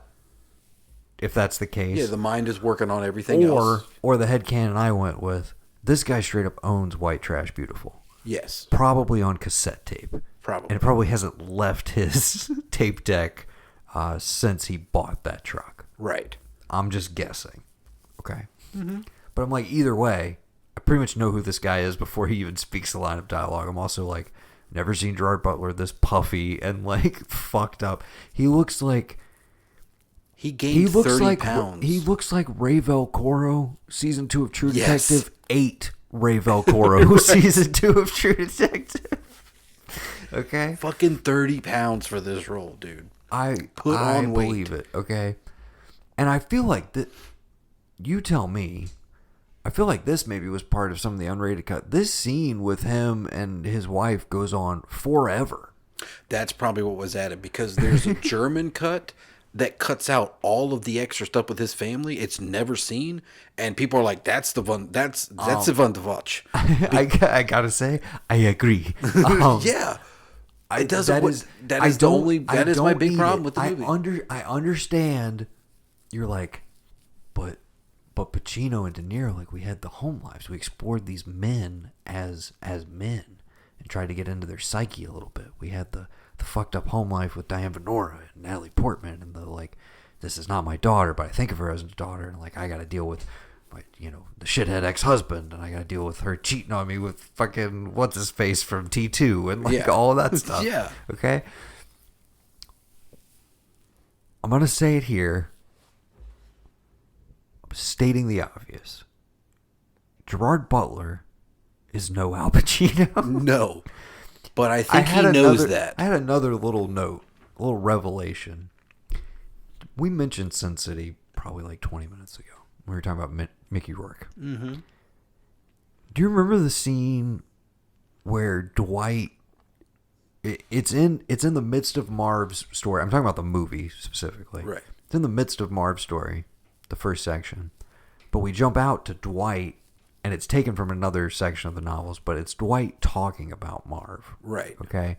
And he says, he'd be at home on a battlefield or in a gladiator arena, etc. They'd have tossed him women like Nancy. Exactly. Yeah. And I was like, that speech applies to Gerard Butler in every role he's ever played that is not 300. Leonidas in 300. Yes. Is just like, what is this fucking barbarian doing as the head of major crimes? Like, what is this fucking dude doing? Oh my God. Yes. Dude, he's eating donuts in the hot zone. He's chucking fucking donuts. I gotta say, here's where I wanted a little more as well, dude. When they arrive at the crime scene, they're assessing everything, and I'm like, I don't know if I buy like any like true intelligence coming out of this character, but like, he's got to be the smart cop, right? Like, that's the trajectory. He goes and talks with the FBI. That whole interaction, dude, just like encase it in gold. I fucking loved all of that. Talking about the fucking suits. Because the interdepartmental like tit for tat is always like, we love it in action movies. It's just it's classic shit. You got to have it there. But the way these two guys go at it, they're making fun of each other's clothes, and then he's just like, the FBI guy's just like, I don't like you. I don't like the way you do business. Like all of this anything stuff. about you. And then then why I like you? He's like, why? I like you. Just great As stuff. he's chewing down a donut. of that too. You just threw a donut in the hot zone. No, I didn't. No, I didn't. I wanted more of that tone in general, where I was like, that is the one. I mean, Heat has laughs, but it's like the movie's not trying to be funny, and it's also not something that like you're laughing at it in a bad way, but like it's more you just giggle out of the sheer enjoyment of like, she's got a great ass, like stuff like that, right? I was like, well, here, lean into the comedy a little bit more. I loved this, and I felt like I wanted a little more of this tone spread throughout the 2.5 hours. Right. But anyways, loved this. Loved the setup of like the two opposing crews, and I'm like, you know, it's no Wes Studi and Michael T. Williams and Ted Levine, but he's got a crew. I know some of these guys. Yeah, I've seen a lot of that guys for sure. I was gonna say the crew is almost exclusively. Take me through the cops. The are crew they? is Excuse me. They are the regulators. What's their like gang? I think that's what they call it. He's like, we're gang, but we got badges. I don't remember the. Yes. Yeah. So you have Brian Van Holt is Murph Connors, and Brian Van Holt is probably the most recognizable Sons of Anarchy. Yes. As the one that they basically burned the tattoo off his back because he's not allowed to have that cut anymore. Mm-hmm. You got Mo McRae, black guy, Gus Henderson. He would have been in the Purge. You've known him from the Purge. He was also on Sons of Anarchy. He was the one-niner gangbanger that didn't kind make of it takes past over. season 3. Just saying. Yeah. Who else you've got? You've got Kweli Lyman, Tony Z. He is the one that actually gets shot, if I'm not mistaken, at the very end. Or maybe he makes it out. I can't remember. And then you've got Benny Baracho, who's played by Maurice Compte. Baracho was probably my favorite of the crew. Baracho is the one who gets killed. I'm sorry. Yes. I got to point this out just because it's in the scene that we're talking about. This is probably my quote of the movie, because I literally rewound it 3 times to see if I could telegraph or diagram this sentence rather. This is one of our big introductions to, again, Big Nick. I've got enough toxins in my body to turn the Gaza Strip into a gay pride parade. What the fuck does that mean? I've got enough toxins in my body to turn the Gaza Strip into a gay pride parade. And he delivers it as if it's like, you know, like I say all the time, boys.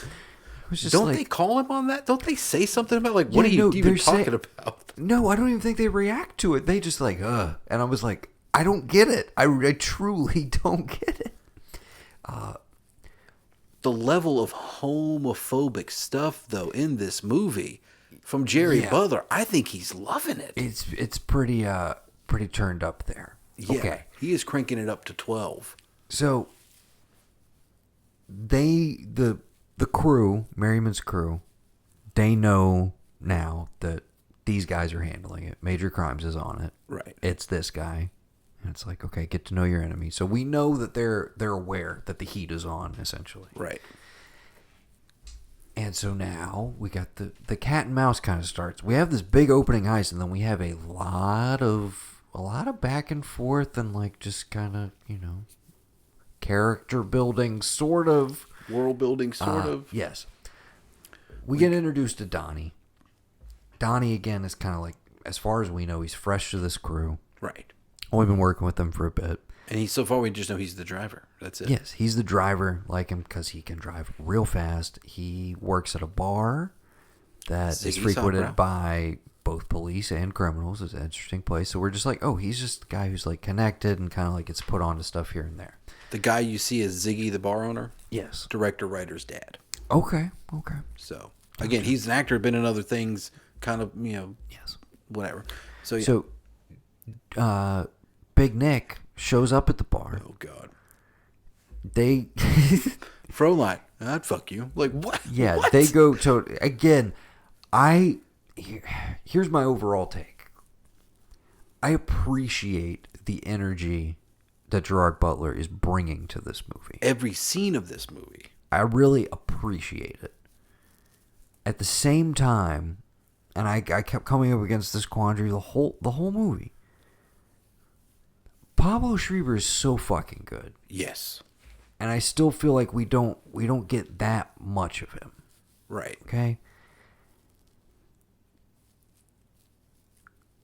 If somebody else is in the Big Nick role, and it's still as written, but it's not Gerard Butler, do we think that's an improvement? Do we think we can improve upon it? Or is the energy he's bringing to it just right? I honestly and feel... if we have somebody that's maybe a little less established, if you will, a little less known in this subgenre specifically. Yeah. Is it a little more... Is it easier for us to buy the kind of like back and forth nature?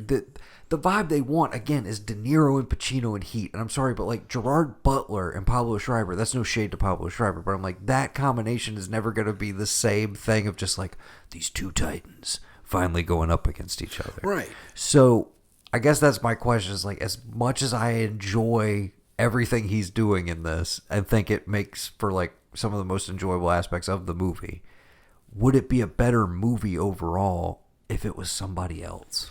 Not going for it 100% this, but just kind of playing it a little more to, The thing I think that is different in it, I don't know if this is a thing with people, but there's a lot of references to like cliques from like high school football to like what happened. This is like men who can't grow up. These are all 40-year-old boys.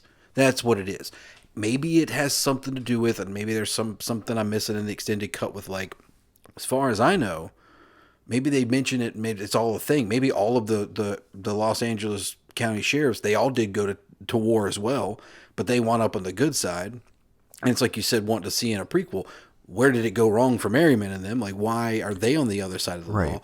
But there's this weird connection to like it being LA and like a home turf thing of like, because you get it in the opening that it's the bank robbery capital of the world in 1992. Those stats don't exist. Right. And it was actually like every 60 minutes, not every 8 minutes. Yeah, and I was like, I'm sorry, dude, but like if these numbers were accurate for today, like we would be hearing about it on the news every single day. Right. If there was a bank robbery in LA. And you didn't know that as much because you didn't hear about it that much in 1992 when this guy got out of film school. Right. And you really, I mean, the only big thing from that era is what, the 44 minute like heist or whatever in LA. You talking about the North Hollywood? Yeah, the North Hollywood shootout. That's like later in the decade. That's what I'm saying. That's like late 90s or early 2000s, and I feel like that's like the culmination of it because they cracked down on shit like a lot more post that. Yeah. And then, I mean, you don't really have bank robberies after we invent the debit card. Right. I mean, it's all online, baby. Yeah. You can get, like, the guy that came in and robbed us. He got, like, 3... information. It's just out there. You just got it. I know how to grab it. Yeah, exactly. Seriously. Like, the guy that came in and jumped the counter and took about $3-4 grand from us, that guy's in jail till he's, like, 67 years old. They compounded his charges. They're like, do you want to die in prison or get out an old man? I like to get out an old man. Then you sign here. What happens if then we go to trial and you die in prison? Because not only do I have you in safe, I have you in these other banks. You can die in prison for all I care. Yeah. I like to get out as an old man. That guy got $3 grand. You don't know how many people I see that like, oh, I put my debit card out and it's just, oh, there's $4,000 gone. Oh, what? Yeah, because you can do more on a laptop than you can walking in. You walk into any bank with a gun, guess what? 10 years. So I'm going to get on my laptop. But that's what I appreciate about this. That was the fun twist I got. No, that's not what happens. The Fed does not just burn up money and like take serial numbers out of it. They keep track of all the numbers they destroy. They don't erase those numbers and make new bills. They just do another number sequence. But hey, we're going to rob. We get 30 million. Clean. No one's looking for it. They already think it's missing. This is how we do it. Yeah. Yeah. Also, just a quick note. No federal institution, especially any Federal Reserve, would ever let anybody pass that first entrance. You are either walked with a guard or whoever is ordering food or whatever, they come to you and take it away from you. I mean, yeah, when I he love exits all the on liberties the back of end, these. but yeah. And the other thing I really dig about this midsection, as we build up to the ultimate heist and everything, is seeing all of these kind of clandestine events that you don't realize are building towards their ultimate goal. Like they're setting up these kind of little things. And I did appreciate that in some aspects the movie is not very subtle, but in this way and like where the ultimate kind of twist goes, I was like, you guys actually pulled that off pretty smoothly, and you kind of covered all your bases, and you kind of brought it together and put a nice little bow on it when I did not expect like that from it. Right. And that was because to contrast with Heat, the actual like how we're going to execute the heist, what actually goes down in the bank heist, it's all in the moment. It's not like we don't see them pre-planning every little detail of it. You're going to go here, you're going to do this. We just know these guys have done it a bunch of times. They're professionals, and we just watch the situation play out. But even in that section, the shootout is really the head on the swivel from Val Kilmer is like... Exactly. The heist itself is very smooth, very quick, very well paced, and like doesn't go on for too. And it's not complicated either. It's not some genius thing that they concocted together. So I did appreciate it's like, okay, well, to differentiate yourself, make this more of like an Ocean's 11 style thing. Exactly. Where it's like, that's we the got kind of vibe all I of got. this sort of stuff we got to do on top of like, but then we can still have machine gun fights, etc. Oh, dude. So in the midst of the midsection and everything, Donnie gets picked up. We mentioned Big Nick rolls up to the bar, ends up coming out to his car, tasing him in the chest, and then he wakes up, and we're in a party pad with hookers and the whole like major crimes unit, and they're basically like, hey dude, like we're gonna fucking kill you, like we got you. Yeah, you we don't send you to jail, we don't like doing paperwork, so like if you don't tell us what we want to hear, we're just gonna ice you basically. And they don't really get much out of him other than like, I'm the driver. I'm the driver, here's the next thing we have coming up, blah blah blah. And they're basically like, we'll be in touch. So we have that lingering thread of now I'm thinking, I'm like, okay, well this has almost like a Departed sort of angle. Right, because now like, is he going to be working on the inside? Is he going to feel like he betrays these guys? And a little bit of a Fast and the Furious thing as well. Like, is he going to end up betraying? I guess I should say Point Break, but more modern references for our audience, I suppose. So I liked all that interplay, and again, we're a bit of wheel spinning, and I assume this is in the theatrical because we continue with Jerry's wife, with Big Nick's wife. Oh, where he goes and like he goes drunk and delivers the papers. Yeah. God, give me a hug. Give me a hug. Yeah, we'll save a fortune on therapy. Save a fortune. All on of that, therapy. dude. And again, dude, I'm like, okay, well, that is clearly that's the scene Pacino. where he goes, but you cannot watch my fucking television. Yeah. That's that scene. That's their version of it. And I was like, okay, I dig it, but I don't need any of this. I really don't. And we're at the 2.5 hour mark, and I'm just like, I don't care about Jerry and his ex. I'm like, he's a piece of shit. Like, Pacino is redeemable in Heat, given all of his flaws, because he's a brilliant police officer. And he saves Natalie Portman's life. He's a fucking genius. Yes. Right. And he saves Natalie Portman. And he goes, 110% goes tit for tat. And he has respect for his adversary. Gerard Butler has zero respect for Merriman. We come here for the ass. Established by the fucking Benihana scene, dude. We come here for the ass. Dude, when bro, we got family here. We got family here. Don't Really appreciate you popping off. Did I say something wrong? Oh my god, dude.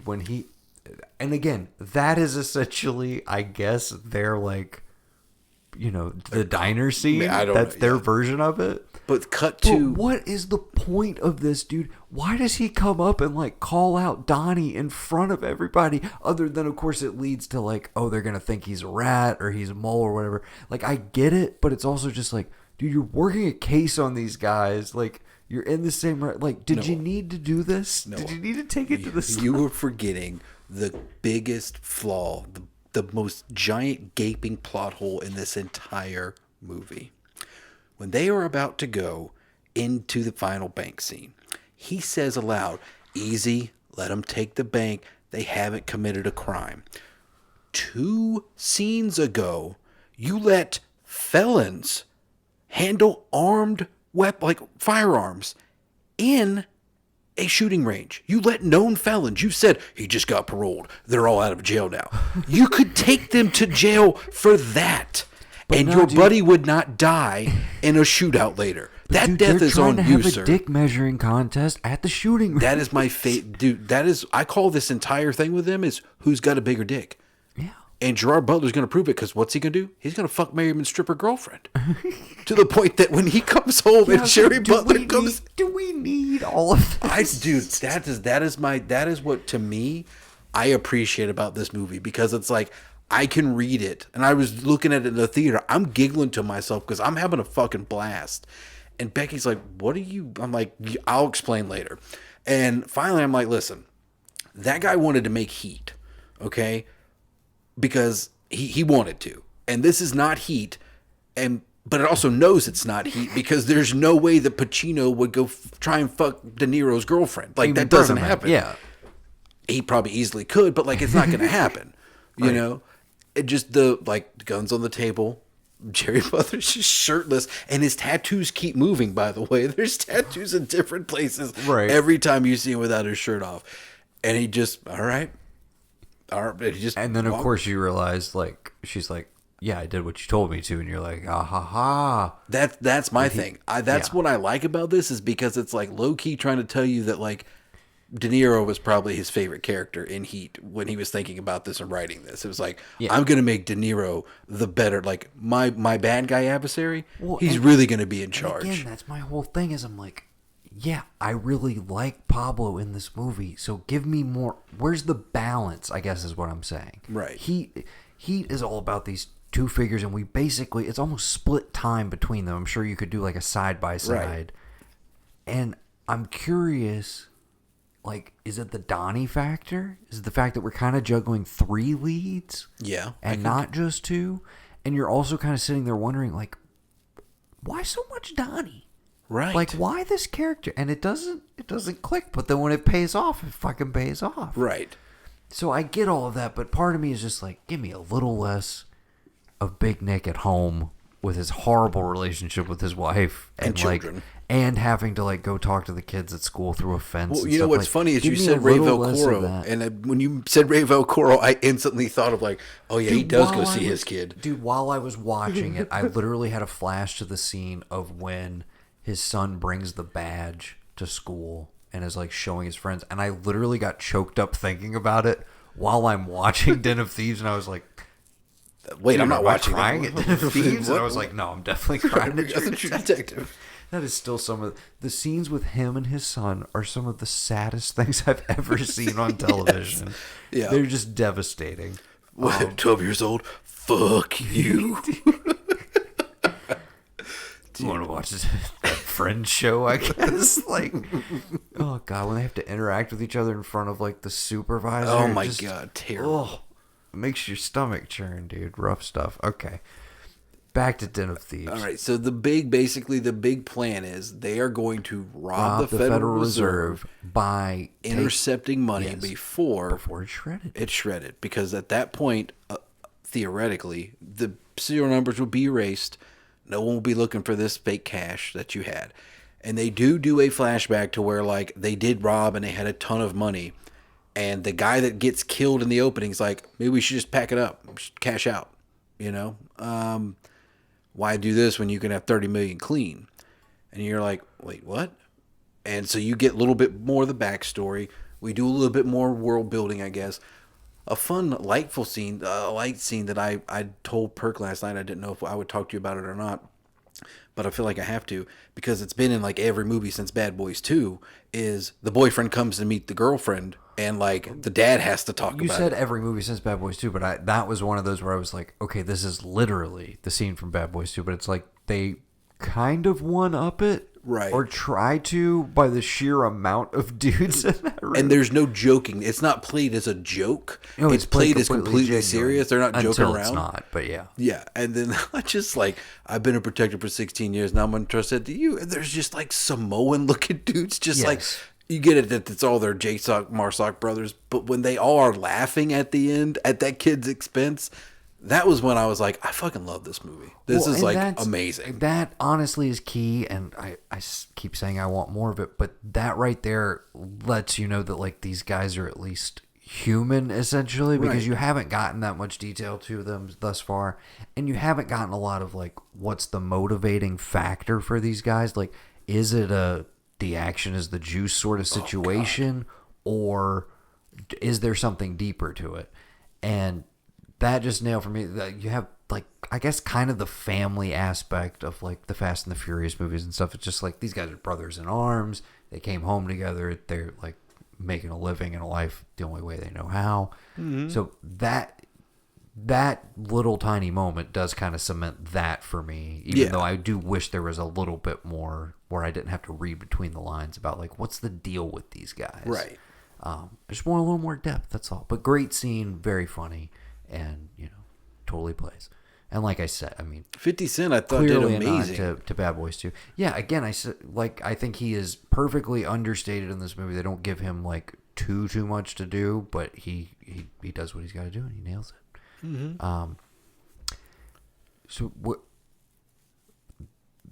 I will say, the entire third act of this movie is kind of a tour de force because it does not stop.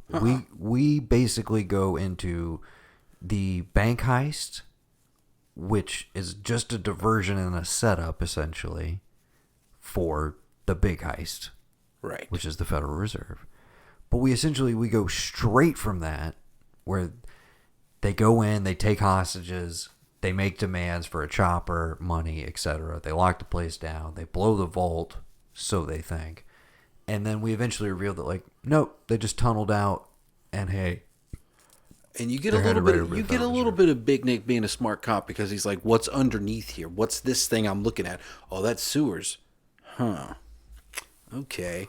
Yeah. We got to go right now. Like, what are you talking about? No, we're not waiting around. As soon as he realized there's a sewer that runs underneath Pico Rivera, he was like, nope, we're going. That's it. Let's go. So they're a bit behind them. They catch up. They obviously realize the Federal Reserve job is going down. So we have Pablo and 50 Cent. And 50 Cent go in, basically like they're doing a money drop. From Pico Rivera, the place that they're robbing. Yes.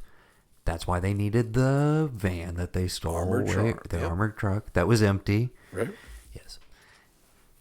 They take it. I love the process of this, essentially. Like, they actually stick with it. I love that it's not some quick cutty. Like, they actually genuinely draw out the tension of, like, are they going to pull this shit off? Mm-hmm. And I love that they've done, just enough setting up. They have the one kind of like, well, here's what we got to do. Here's the plan. But they don't tell you too much about it. There's still enough that, like, reveals itself to you as it's happening. And essentially, they take in these two big, like, cages of money. Mm-hmm. They go into the shredder room, and then they have Cheddar Bob. What is it? Bosco in the movie? Is that his name? Bosco. Yeah. They have him do some computer magic. They take down they take down the power for that section where it's like the count rooms have to stop. They pull everybody out, and then they need to blast EMP in there as well. Mm-hmm. And so we reveal that Donnie is literally inside one of these cages of money, holding an EMP device. Yes. He busts out. He bags up all the hundreds that are supposed to be destroyed. All the ones that are about to be shredded. Separates them into different bags, like, and then it's going in with the trash, right? Which just they drop set it down before, the shredder, and they're essentially just marking, like, instead of blue bags or black bags. Exactly, very simple. And again, they don't flat. I love that they don't ever stop to like spell out everything that's going to happen. We just like get to see it play out in real time, and it clicks. It's good visual storytelling. It's well thought out. It makes you feel smart as you're watching it, and also has the tension of like, oh shit, but like, what's going to happen, because now these guys are coming back into the room. They only had this 2-minute window. And is Donnie going to be able to get out of there in time? He goes through the vents.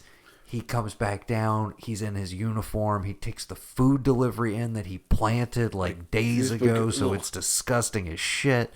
And delivers it to the ladies late. Doesn't get a tip.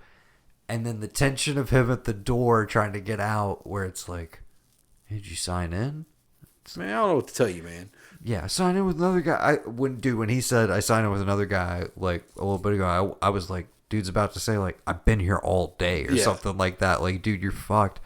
And then I love that he gets out, and then there's the whole like, stop that delivery boy. Like, oh my God. And then he still makes it out. He's all good. But as he thinks he's all good going down the street, guess what happens? Big Nick's on the case, and they're like, get him. And that is almost kind of the Val Kilmer moment, I guess, of just like, oh shit, for sure. They take him, they apprehend him, and then we get into some LA traffic, which is Atlanta traffic, of course. You know they shot this in Atlanta. Right? Yeah, it's all Atlanta. Yeah. I do like a decent job. Atlanta does look a little bit like Southern California. Yeah, the traffic definitely. Yeah, definitely. So I love this setup where it's like bottlenecked. Yeah, they know they're coming. Completely gridlock traffic. Because literally, there's my favorite thing is like essentially. They know. This is the Sicario scene, like jacked up to a bazillion, because just with the sheer amount of like firepower. There's that moment where it's like, you know what? They could literally just get out of the car and just like dip between cars and run. But there's a scene where 50 Cent is just like, get my vest. And like Bosco's like, here's your vest, give me the saw. All right. Fantastic line delivery. And yeah, the moment of just like, yep. We're doing this. We're doing this. We're going to bang it out right now. Yeah, let's do it. Go. Yep. Let's let it pop off. The action is the juice, apparently. Yep. I got that vibe from Pablo Merriman. Yeah. I get it like from him alone. It's like, it doesn't matter what it is. The action is the juice. If he got to like get away with that money clean, great. But if he didn't want, I get this like, he led people in doing fucked shit and he came home and could not do it. What could he do and be that leader again? Right. It's this. Because the entire movie, it is all him. It's all him throughout everything. Throughout this gun battle, it's all him. I'm not cuffing up. I got an empty clip, but I'm still charging at you. And even though Jerry Butler's like, don't shoot him in the chest, what does he do? 10 times in the chest. I was going to say, he sets that up like from the get-go. He says, their subjects are wearing body armor. Only limbs or headshots. And I was like, and then you proceed to shoot this dude in the chest. Like, yeah, multiple times. After he's already shot you in the hand. Yes. When Pablo, initially though, before this all pops off, when he's like, grab me the saw, and he sets it up on the front, like, sets it up on the front end looking through the back of the... Yes. And then just starts letting fire. Now, I watched this with headphones. I do have to say, the sound design is nowhere near as impeccable as the Heat sound design. No, it's just not. Yeah. So it doesn't have that intensity, and it is a little more like quantity over quality in terms of like, well, we got a lot of bullets though. Yeah. And also Heat is like down in like a downtown.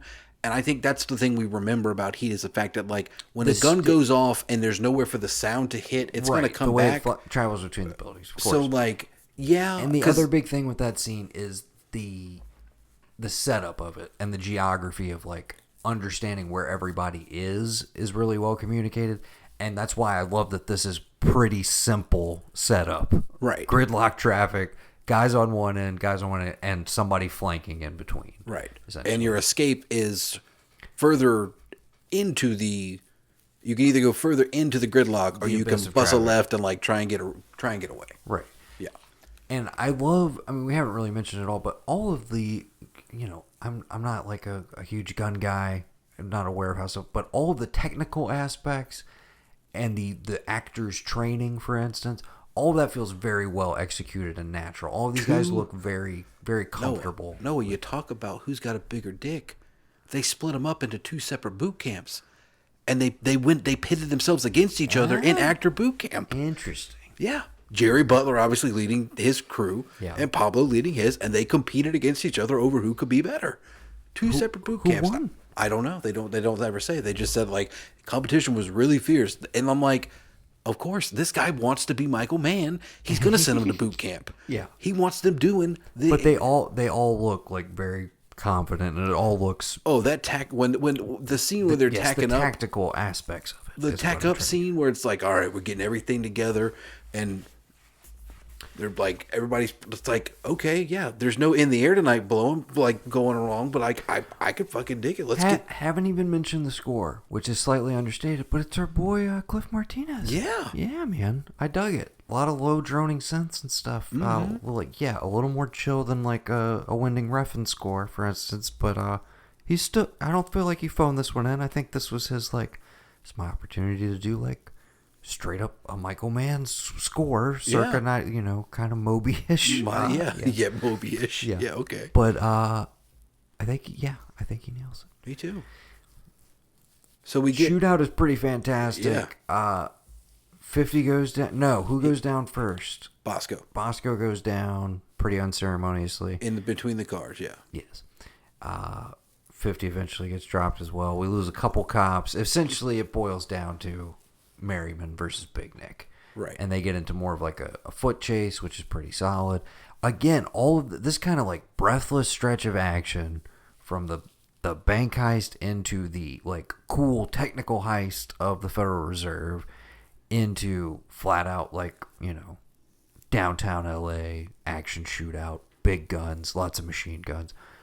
Pretty breathless. Yeah. Pretty like really engaging for a third act. And I got to say, I needed that level of payoff because the midsection here, there's parts of it, again, mainly just the Big Nick at home stuff that I'm just like I said, if you lose it, this thing just like flows so much better. And I think, like I said, there is a German release of this that's what they did, and apparently everybody's like, that's and the one to go for. I don't even necessarily mind the length, but it's like we can keep it at 2.5 hours. Just give me more of the Merriman side of things, like I'll have to look and see what was added to the unrated because I'm very curious because I still felt even at 2.5 hours that there was like there was more to be mined there. It's only like 215, 216. Mm-hmm. So there's not that much I think that was added into the unrated version. I don't think there's a big gap. Yeah.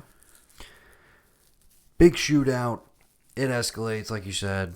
Big Nick gets shot in the hand. Merriman takes one. Finally, does it go through the vest or does he take it in the side? I'm not quite sure. He takes it in the side and like it kind of gets him like through the vest, the most on the left side. But that's fine. He can still make it from there. But he's going to keep going. He's not. Yeah. He's not backing down. Not giving it up. Yeah. And, like I said, to the point that he's got an empty magazine. Yeah. And he tells him, just don't make me do it. And, nope. Still. And boom, done. Yeah, and it's not quite, I'm going to hold your hand as you bleed out, just two men existing together on what am I saying?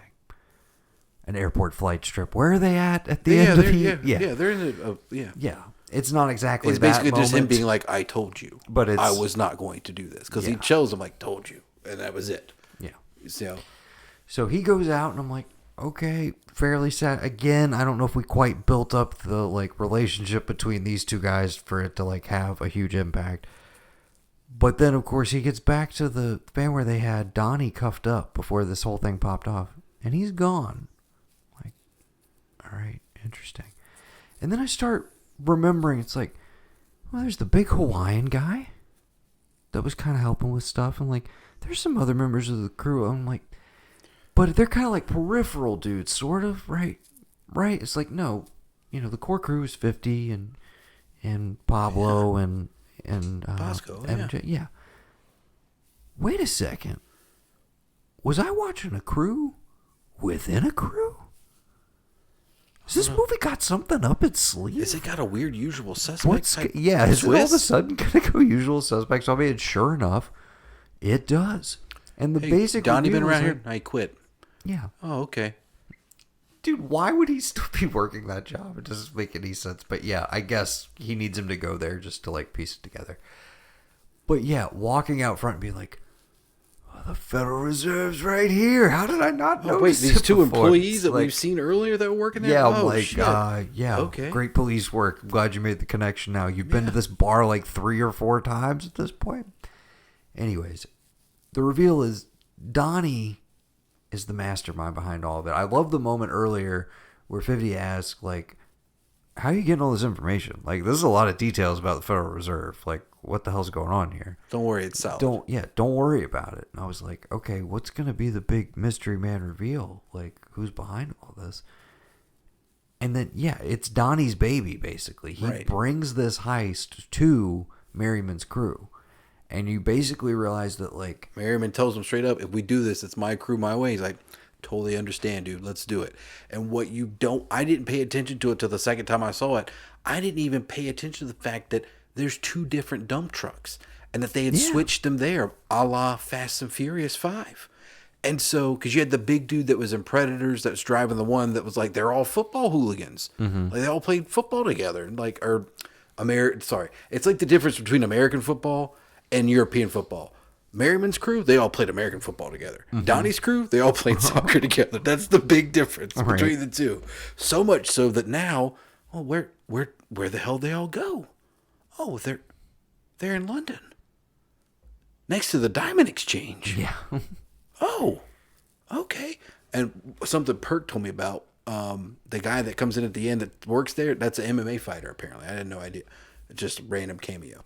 But it's like, yeah. Are we assuming that Big Nick is going to, track them to London and he's going to be part of it? Like, is Gerard Butler back in the sequel or no? So far, he had already signed on and he's already talking about how it's going to be like, a little bit different in tone, but still intense. But I don't know if they've actually been able to sign O'Shea Jackson Jr. yet. All right. Yeah. Well, but it goes back to one of my favorite things. It's almost like the Usual Suspects, where it's like, and like that, he's gone. But it's like, I'm in complete control of my environment at all times. Nobody knows it. Well, yeah, and it's I basically love that like, bit, dude. Okay, so what was this your plan all along? Is basically like, I'm gonna use the other crew as a diversion because obviously I know they've got the muscles, they know what they're doing. I've never fired a gun before. Exactly. All and I've done is I'm drive. gonna work this like deep-seated resentment from high school football between these guys, and it's like I know he's gonna want to go after him. He won't even be looking for me. Right. He'll think he's got me apprehended in the car. Meanwhile, I've got all my boys like figuring everything out at the trash yard. You get the idea that, like, had they not scooped him up on the street, he would have hooked up with the Samoan dude, and then they would have hooked up with the guy in the dump truck, and they would have just gone. They'd have been gone then.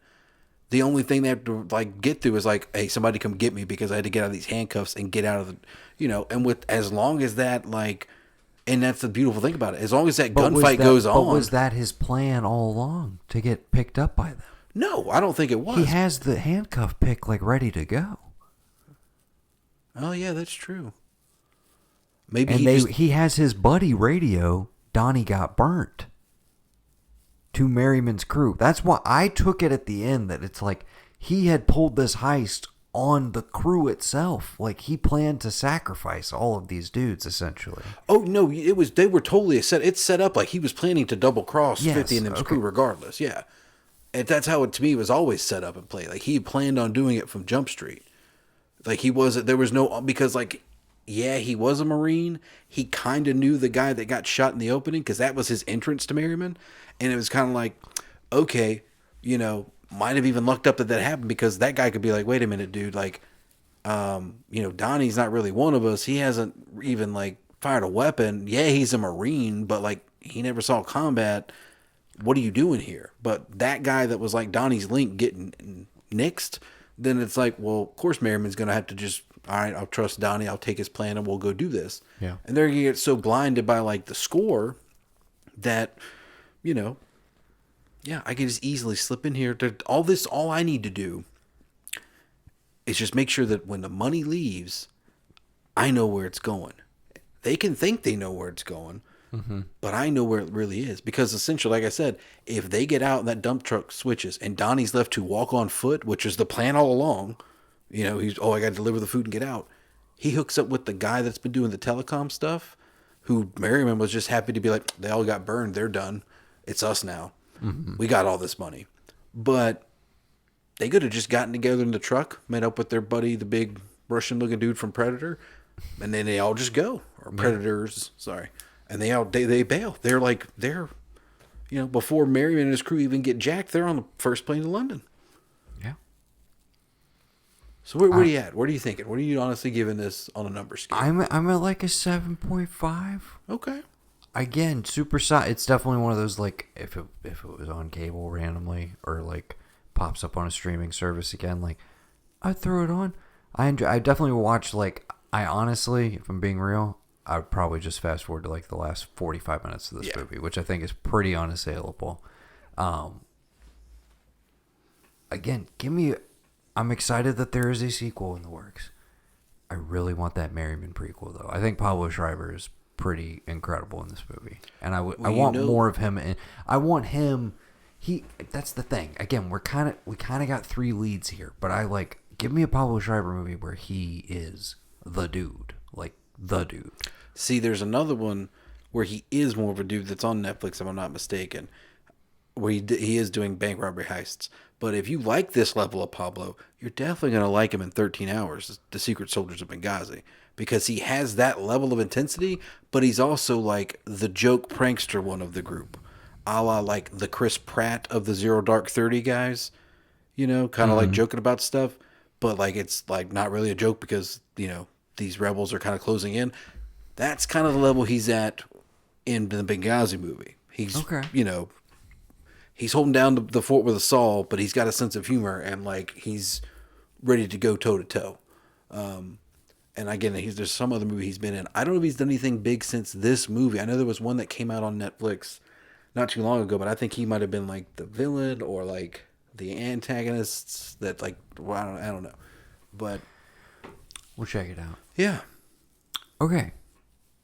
But no, I'm glad I watched it. Good. Thank you for making me watch it. It definitely to write it off as simply a reheat, if you will. I think is kind of disingenuous. It borrows heavily from it. It's clearly indebted to it, but it's also trying to do its own thing. And there's enough with the kind of more heisty, plotty side of things that I really enjoyed, and I also enjoyed. From a surface level, I think you would look at this movie and think like, oh, well, the plotting is probably like pretty dumb or like simplistic or whatever, but it's really not. It's pretty well presented and like it keeps you engaged the whole time. And again, the reveal of how everything played out, I'm like, it didn't like completely blow my mind, but it blew my mind in as much as like that all hung together. Like that was all really well set up and well executed, and it didn't feel like, oh, well, we just tacked this on because we like kind of want to throw it out there that maybe we'll do a sequel. Because you wouldn't necessarily think this movie at 2.5 hours long is something that is setting up a sequel. Right. But all of a sudden it happens and you're kind of like, well, I guess I'm on board for it, even though like most of the guys I was invested in are dead at this point. But like, I'd watch more of this world, I guess, and this tile. Notes for the second one, though, is I just like, bring in a little more of the comedy. I could use a little more in that direction. Embrace your, you know, garbage crime vibes, genre, and like you know, because that's one thing to not do is just don't be self-serious about it, because say what you will about Michael Mann, they are very serious movies. You know, there's no winking at the camera bullshit. No, there's no wink and nods to the cameras. I get, nothing in. You talk about that in Miami Vice. Like, there's nothing even like fully approaching a joke. The closest thing is like Jamie Foxx faking an orgasm. Like, that's pretty much the biggest laugh in that whole movie. I always laugh at how deathly serious it is. I always laugh at, man, there's undercover, then there's which way is up. That I always get a laugh at, and then the Josellero of it all. Oh yeah, I laugh at that all the time, but it's all dark. It's like it's not, man. There's no levity to it. It's what I said in Heat. It's like you're not laughing at it because the movie's telling you to laugh at it. You're laughing at it because it's just like this is great, man. This is so good. Yeah. So yeah, I will remove all of my previous negative comments about the movie when I teased you about it when I had not seen it, and I was just like, fucking Den of Thieves, man. Like, you're gonna put Den of Thieves on your list. It was a good time. It was a really fun time. Yeah. I will totally go see the sequel with you day one. As I've said many a time, not a bad way to spend $10 in January. I mean, again, this was the old time, the ancient times when we got to go to movie theaters with people and not have to wear masks, and more people were out doing them. It was last decade. I don't know if you remember. It was not too long ago, but it still feels like it was forever ago. It was in a actual chain movie theater. Do you remember AMC, Noah? Yeah. Do you remember Regal? Yeah, I do. Yeah, it was in one of those. congratulations. Yeah. Sounds like you had a really good time. It was a nice Sunday afternoon. I will say as well, and we're not deciding on other 2x2s right now because we'll talk about what we're going to do next. Yeah. Okay.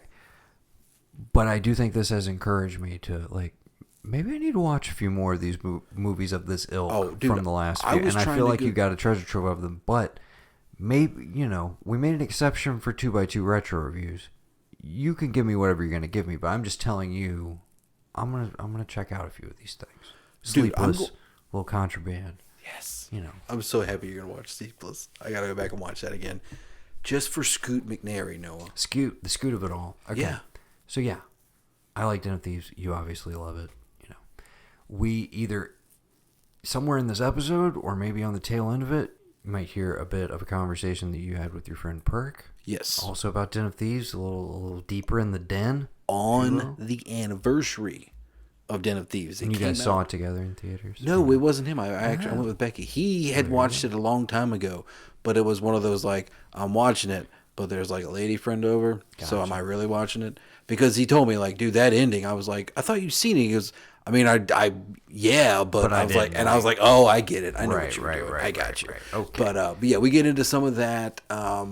He gives his critique of like 50 Cent, how he's acting, how corny the other black guy is that's on the sheriff's side. He's like, oh, I've seen him in this. It's a good time. I look forward to hearing it whenever you get it together. And again, it'll either be on the tail end of this episode, it might be a bonus episode, or it might be on Patreon. I don't know. At some point, you're going to hear that. Yes. Yeah. Any other thoughts? We will tease. I don't know what we have planned in the meantime. I think the next thing you and I are doing together is the Little Things. Little Things. Little Things drops at the end of this month. It's the Little Things like Trunk Space. Yes. That's what you got to worry about. You and I are going to watch that one, give a fairly early review. I don't know if it'll be day and date, but we will definitely be watching that. And at the end of that episode, we'll pick out 2 more. That works. 2x2 retro reviews. That works for me. So be ruminating on what you want to do, and I will demand that it cannot be past 2010. Yeah, no, this was just a special exception because it was January, my birthday month. I'll be 33 when we do that recording because that's going to come out on the 29th, the Little Things. So it'll be a little birthday celebration. Yeah, exactly. / brand spanking new movie review. Again, that's going to be on HBO Max. If you don't have it, maybe you want to sign up. Who's your money on again, Noah? My money is on Leto. Okay. So until then, I have been Noah. And I've been Gavin. We've been the Blanchard brothers. And we got family here, bro. Really don't appreciate you popping off. Hey, we're sorry. Your family's beautiful. Have a great night. He just, I say something wrong? What? I come here for the ass. Food here sucks. Come here for the ass. Like, you're at Benihana. The food here sucks. What is wrong with you? Jim, relax, Donnie. They're not going to kill you now. It's too high profile. Like, that's your whole reason for going in? Not a good cop. No. A tough cop. Doesn't not he a good cop. Doesn't the FBI call him a bad lieutenant? Does he not call him a bad lieutenant in the opening? Oh, my God.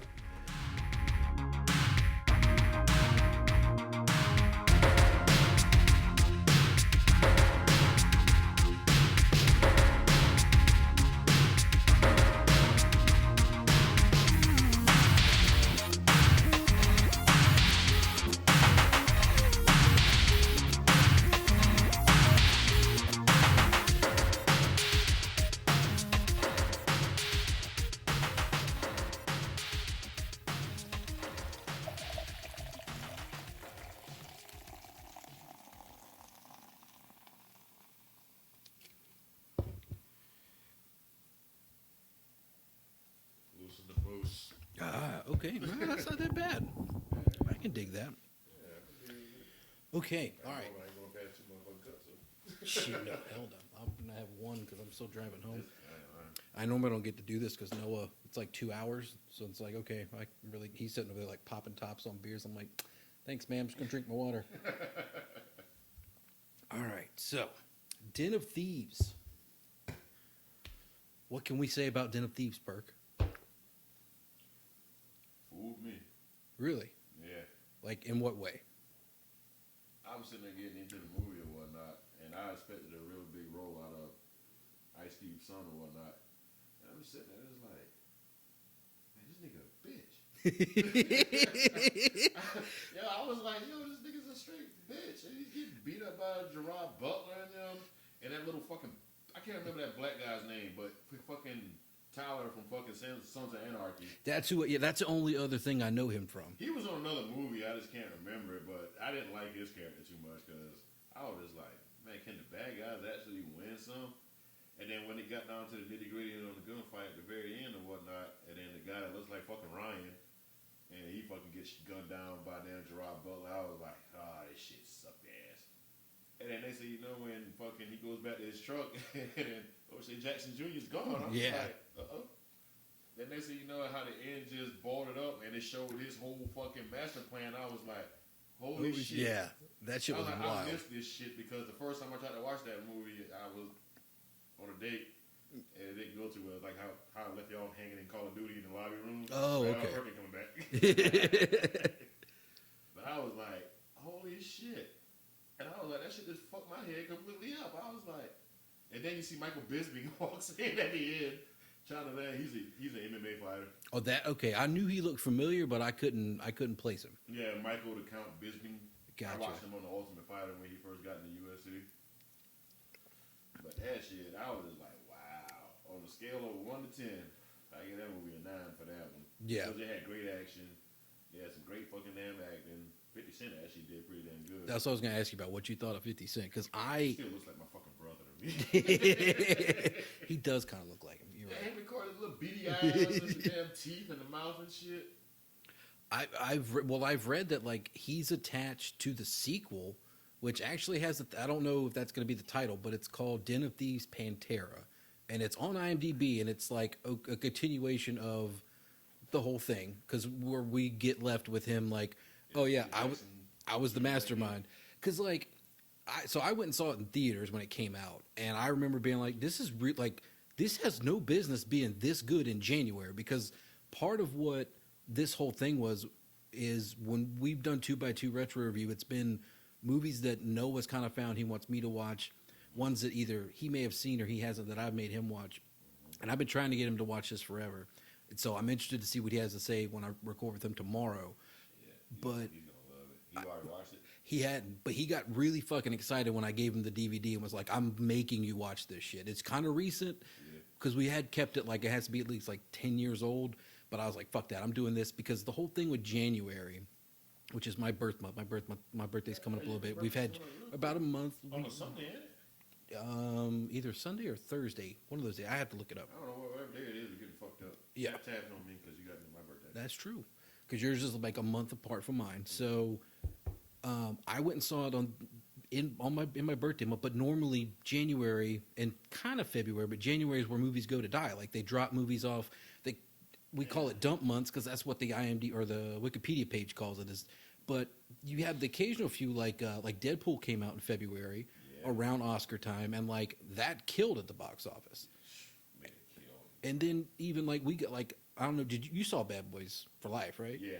Dude, I went and saw that in theaters with Noah, and fully expecting like, okay, it's January. They dumped it in January. They don't know what they want to do with it. But again, fucking amazing. Set all these records for January, and then of course, because of COVID-19, it's the #1 movie of the year at the box office, which is pretty dope.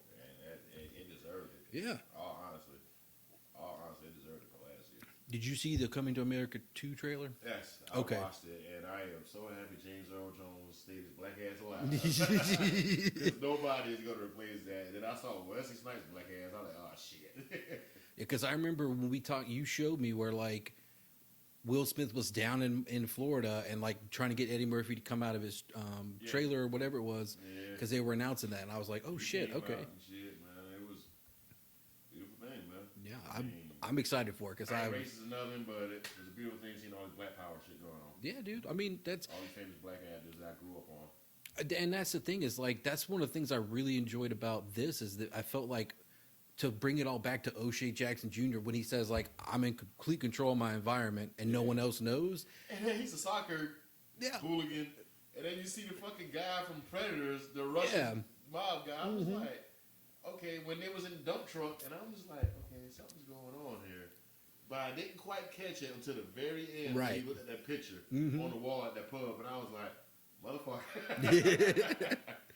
See, that's like I call that like a Usual Suspects type ending because like I feel like before Usual Suspects, there wasn't a big movie that like did this whole thing of I'm gonna come in and tell you this entire story, and then at the end I'm gonna reveal to you that like it was all bullshit. It was just this guy, you know. And it's kind of flimsy because it basically has to the movie only works if the guy he's telling the story to doesn't turn around and look at the pushpin board. Yeah. But it's one of these where it's like the misdirect. I mean, by the time I get to it, I'm not even thinking about it because I'm sitting here like, how are these guys going to rob the Federal Reserve without anybody figuring it out? And it was fucked up because they threw you off because they stole an armored car that was empty. And you're like, okay, what the fuck are they plotting? And then the shit came about and shit, and then they went and robbed that one place, and apparently it was just a bunch of dummies doing the shit. Right. And I was like, holy fuck. I said, these motherfuckers smart as shit. My favorite thing, though, it's a huge plot hole, is like when they're getting out of the truck to go into that savings and loan, Gerard Butler's like, all right, they're just going to the bank. They haven't committed a crime. And it's like, you went to a shooting range where felons had guns, and you didn't stop any of them. What are you doing? You just looked at them. You just want, dude, you want this to happen. Like, you want that glory. Yeah. You want to tack up and go catch somebody. And then the part when he goes to the fucking school and, you know, talks to his little girl and shit, I'm just sitting there like, this motherfucker's gonna die. That's exactly what I thought. I was like, okay, this is what we're gearing up for. Yeah. What did you think of, like, before we get to Pablo Schreiber, because he's probably my favorite of the bad guys, what did you think of, I don't know the dude's name, but I'm just going to call him Cheddar Bob, because he was Cheddar Bob. I saw Cheddar Bob. Yeah. I was like, what the fuck are your ass doing here? Yeah, like randomly, he's the one, like, obviously, the first robbery, one of their other buddies gets popped. Yeah. But, like, and he's like, you know, hey, it went down, whatever. He ate the fucking donut and threw it on the ground, and the Yeah. FBI made a big deal about it. I was like, are you kidding me? Yeah, that whole Gerard Butler in this movie, man, he is like He played next the part. level. He is like I put him right next to Denzel Washington in fucking Training Day. You know, as that good cop, bad cop, all in one. Right. And then how they kidnapped him and they made him piss himself and shit. Yeah. In a hotel room full of fucking hookers. I'm just like, what the fuck kind of police shit is this? Exactly. And it's weird because it's like they're just sheriffs. They're just LA sheriffs. They're not FBI or like narcotics or vice. They're just sheriffs. That's it. And then hearing stories from my cousins and them, because being born in Los Angeles, you know, you hear stories about that shit. I'm just like, oh, bullshit. The cops are fucking good guys. You know, whatever. We just avoid them because we supposed to be doing bad shit. And I saw that shit. They actually started bringing back memories. I was like, oh, God. So I was like, man, fuck. And anybody ever listen to this, LAPD is fucking corrupt. Fuck nobody says. I was born in North Los Angeles, trust me. Well, see, that's the thing is like, what did you make of the opening where it's like, oh, this is the bank robbery capital of the world, all this. Do you like, all right, we're going to play a little bit of trivia. I'm going to give you 4 years and you have to tell me what year those stats are from because it's not from recent. Those stats about a crime occurring every 8 minutes. All right, so, all right. I'm going to it's in the 90s. So we're going to go, you got 4 choices. You got 1997, 1999, 1992, or 1994.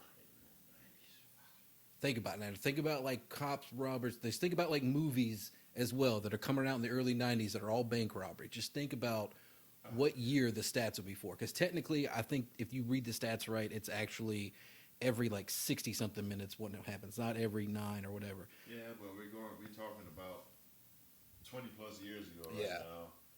Yeah, this is, oh shit. That's going to be crazy. I mean, you can make a guess. It doesn't matter. Yeah, I throw a shot in the dark. I play darts. What's that? What do you got? What year? What do you think the years the stats are for? Which stats? The ones about it, like, so it comes up in the opening. It's like, oh, this is the bank robbery capital, all that shit. When the opening came up, I'd give it somewhere around, I said 97. It's actually from 92, believe it or not. Shit. And that was the one time that LA was called the bank robbery capital of the world. And funny enough, that is the year that this director graduated film school. From which film school? I think it's UCLA he went to. He hasn't really done much since.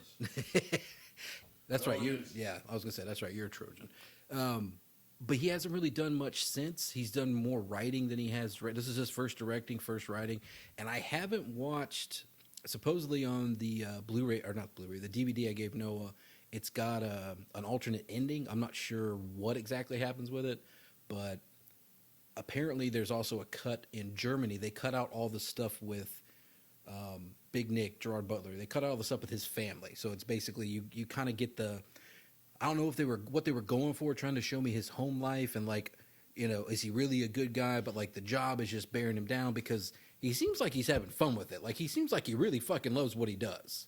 But then you get that anchor of the kids, and I'm interested to see what it would look like without those, because if you take the humanity, I guess, or like the wife and the kids angle out of it, it looks like these guys are just going balls to the wall, and they're just as they're almost just as bad as the criminals are, you know. I can kind of relate to that because of some of the activities I do. You know, because when you get that rush, and right, you get it in you, and you know that you have nothing to lose. That's one thing. But when you know, my white papa Jerry, he was a police officer, and I remember when the riot shit was flaming up in Sumter or whatnot, and he's like, I don't care what anybody thinks, I don't care what anybody says, I'm going home tonight, because he has a wife to go home to. Right. He has 2 grandchildren at home that's going to be waiting on him by any means necessary. You know what I mean? So I get both sides of that. That's a double-edged sword. Yeah. But I don't know, man. Yeah. I don't know. It just, you saw him as this gung-ho guy. You know you're making like fucking $60,000 a year. Yeah, if that. You're putting your fucking life on the fucking line. The rest of these bad guys, blah, blah, blah, this and that. But it's like, are you doing it for the paycheck? Or are you doing it because you're an adrenaline junkie? And or you doing it because you're a risk taker? And we agree they've definitely robbed drug dealers before, right? Like they're not, these aren't like on the up and up. Like they've had to rob at least 1 or 2 drug dealers before, right? They got a few off. Because I mean, like he says, the way that he dressed, like when the FBI's like, "Oh, what are you doing dressing like that, man?" Yeah. It's like, "Oh, what's this? This is terrible. This is like nothing. This is not good at all. Look at your suit." Nice coat, man. Yeah, I mean, but fucking shit like that. I don't know. I wonder if it has a place in like action movies, because I feel like there's certain things you can do to like maybe humanize somebody or to kind of like bring them back in and make you care about them more. But it's also like, this is an action movie. Like, I don't need that. Just give me like. They really could have left that part out, but it also demoralized men. For the simple fact, when she started picking up his phone and going through it and seeing he was texting and kind of find out he was texting her from some secret shit and some other account she made. That's, how can I say it? That's so 2000s. Yeah. Right now, when girls actually make fake accounts to try to bait and trap their men. And it's like, and he got caught. Yeah. You texted me that. And I was like, oh shit. She about to whip his ass. Yeah. And what about this is one of my favorite things throughout this is like the who's got a bigger dick between Jerry Butler and Pablo Schreiber. Yeah. Because they're like, the shit that like this cop does to track down this suspect is like, he just like goes. He causes a major alarm fraction. It's just like, what are you doing? Like, he don't care. He bends the fucking rules, no matter fucking what. Like, he reminds me also too of like a version of The Rock, right? From fucking Fast and the Furious saga. Yeah. You know, if they want you, this is the man that they're going to send exactly, for you, because they know that he has 0 fucks to give. Exactly. That, yeah. But then when he gets home, he's like, ah, fuck. Right.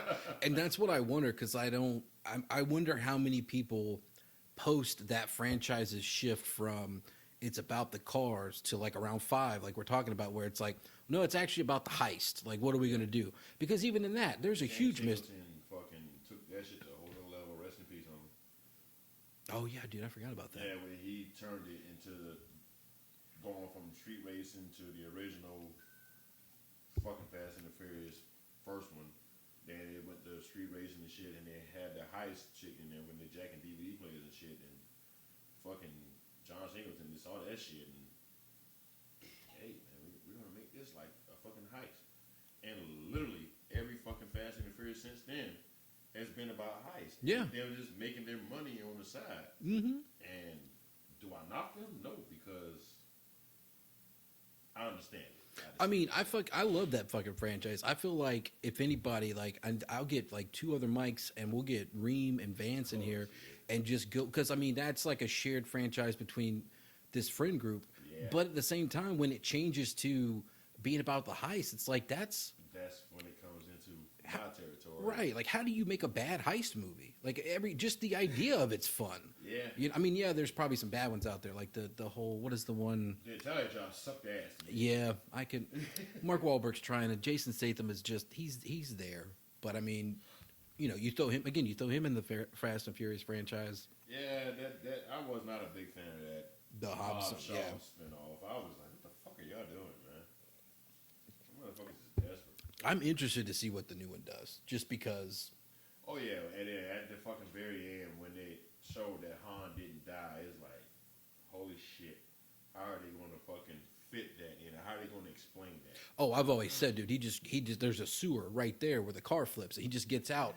That's been my go-to. Y'all over that? We gonna see if Han got his little rice eating ass. Because like I remember when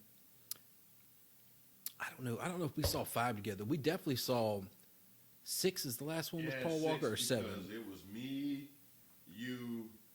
Was it your 6 old or lady. 7? No, it was 6 because it was me, you, your old lady, little brother Vance, his old lady, right? Me and my best friend at the time. Because I remember all the females crying at the very end. Oh yeah. Whenever, No, what was it 6 or was it 7? It was 7 when that happened. 7 Because because it was right before my best friend's at the time's birthday, and I remember everybody walked out of the theater crying whenever they was playing the Wiz Khalifa song. Oh, dude, I still can't listen to that song. I choked up like a motherfucker, and every time I hear that song, I think about Daniel.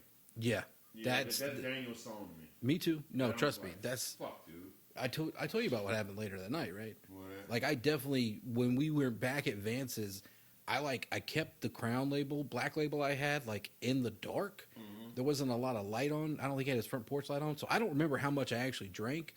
And I just remember like, okay, I think I might be sick. I need to just go to the bathroom. I remember sitting on the toilet thinking like, I'm not gonna throw up. I'm gonna take a fucking shit. I'm gonna go to bed. And for some reason, I thought I should probably watch that end scene again. It's up on YouTube. And I watched that end scene again, and I just started bawling like, it's so sad. He had to die. What's wrong? And it was rough, man. And like, I wonder, you know, because you see Brick Mansions with him? No, I didn't. Okay, so there's 2 movies that came out in the early to mid like 2010s. I think it's D13 and D13 Ultimatum, and essentially Brick Mansions is an American version of that. It's still got the French guy, and he is basically the godfather of parkour, and he made these movies in France to like showcase his parkour skills. And essentially in the American remake, they just sub Paul Walker in as the undercover cop that has to go into the Brick Mansions, which is basically this like, it's a walled off section of a city where like it's like the slums essentially. Yeah. But all of a sudden a nuke goes missing, and they got to send Paul Walker in to team up with this guy and like stop the bad guys. And I think the RZA plays the bad guy in this. Yeah, but it's good if you haven't watched. I think it might be on Netflix, but yeah. So all right, so Pablo Schreiber, our main bad guy. What did you make of him? Have you seen him in anything else besides this? Because I don't know if he's been. I don't know. Pablo Schreiber is Merriman. I only know of him from being in. Before this was being in Orange is the New Black. He was a security guard, but he was also in 13 Hours, the Benghazi movie that Michael Bay did.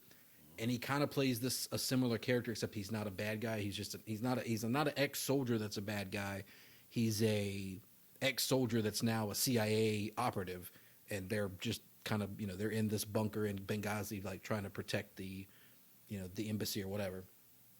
But for my money, after watching this, I was like, dude, this guy needs to be in more stuff, because he made a really good fucking bad guy. Like and to know, like, get to the end of it and realize, oh, well, he seemed like he was in control, but he got all of his shit from Donnie, from O'Shea Jackson Jr. Like, he got all the info from him. It was that was like one of the nicer parts of the twist. I was like, dude, he's been in control this entire time. And he took the whole fucking part. He taking ass whippings and risking getting killed and shot in the fucking face and shit to make that shit happen. That was like, man, damn. I love that. I love that. The idea that like he like brought this plan to him, he was going to take it to him and all that, and then he was going to double cross him and basically switch the garbage trucks and make off with the money like nothing. I was like, damn, dude. That's fucking brilliant. You get because they say like he was a Marine for a year. You get the hard ass veteran guys to go do the shit for you, and then you just basically, hey, I brought you this, and then bloop, I'm gonna kind of pull it out from underneath you, and I'm ghost. I'm gone. I'm in the wind. You know where I'm at. Yeah, and I thought that was, for my money, that was like probably that's my favorite part of the movie, the actual twist. But another favorite scene. I don't know how you feel about it. The scene, and I feel like it happens more and more movies ever since Bad Boys 2. The scene where you have the daughter about to go to prom or whatever, and then the date comes. Oh, dude! And this fucking fat guy gets up. The huge Samoans, dude. Yes. Starts talking his rock language. I'm like, what the fuck? He's like, hey man, what we're just trying to tell you is, we're all like daddies here, or whatever. Like we're just a little concerned. No bullshit, but I watched that fucking that scene of the fucking shit. I was sitting there like, damn, Reggie.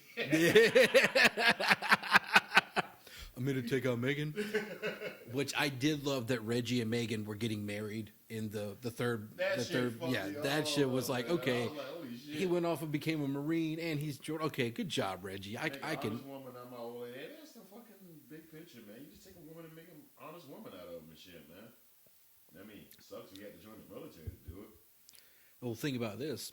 I didn't know this. I didn't pay attention to this the first time I watched Den of Thieves. But how about the whole thing with like Gerard Butler showing up, being like, "Oh yeah, we don't come here for the food. We come here for the ass." Yeah, and then like, over. Yeah, and then like the next thing you know, it's like Merriman's girlfriend is like whispered to him, and it's him coming home and Gerard Butler just walking out of the shower, and she goes off to the bedroom, and they just kind of look at each other, and he just looks at the gun and looks at him and shit. He's like, "Oh shit, who got to reach for it first?"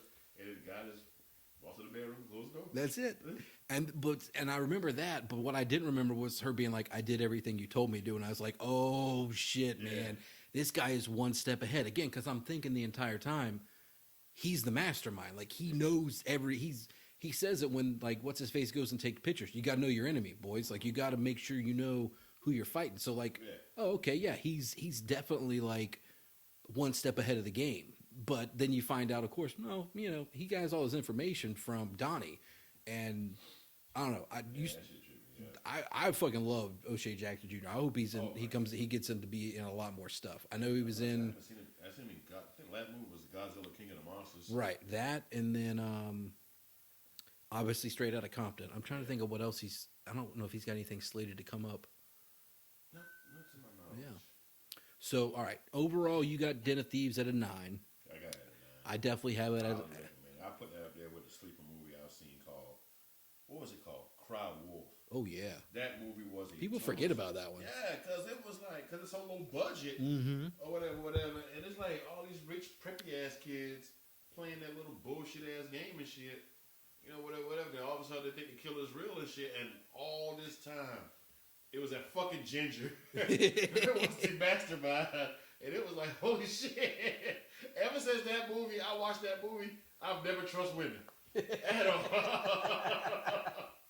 Because when she looked at him and said, even if that was all true, and she had this crying look, and see the makeup all fall off her face and shit, and then she just got dead ass serious, like, who will believe you? I said, holy shit. I said, oh, hell no, you white girls alone.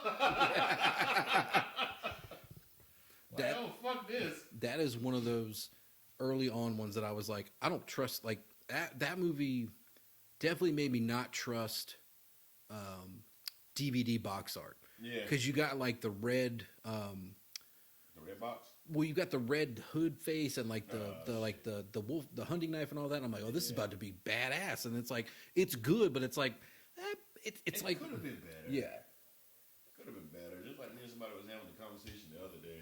It was my buddy Christina. And it was like, what movie fucked you up as a child? Right. And I was sitting there like, living in California, and we had all these exclusive fucking shit. And I don't think this movie ever touched a U.S. fucking theater because it was released overseas and whatnot. But I remember my mom's friend back home, Sarah. I think that was her name. My dad used to call her Whale Tail because she had this huge ass. But fucking, they brought this movie over, and it was like one of the might be the third horror movie I watched in my life, and it was called Rawhead Rex. I feel like I remember seeing the box art, but I've never seen it. I think I know it was by it. Clive Barker. I mean, I watch it now, I laugh at it and shit. And in all honesty, to me, that is one of the movies that deserves a remake. But that movie fucked me up as a child. Seeing this big fucking 8-foot fucking demon from fucking hell. And then when he snatched that fucking kid out the car, I was like, oh shit. He killed the kid. I was like, damn. Told all white people, don't take your ass in the fucking wood.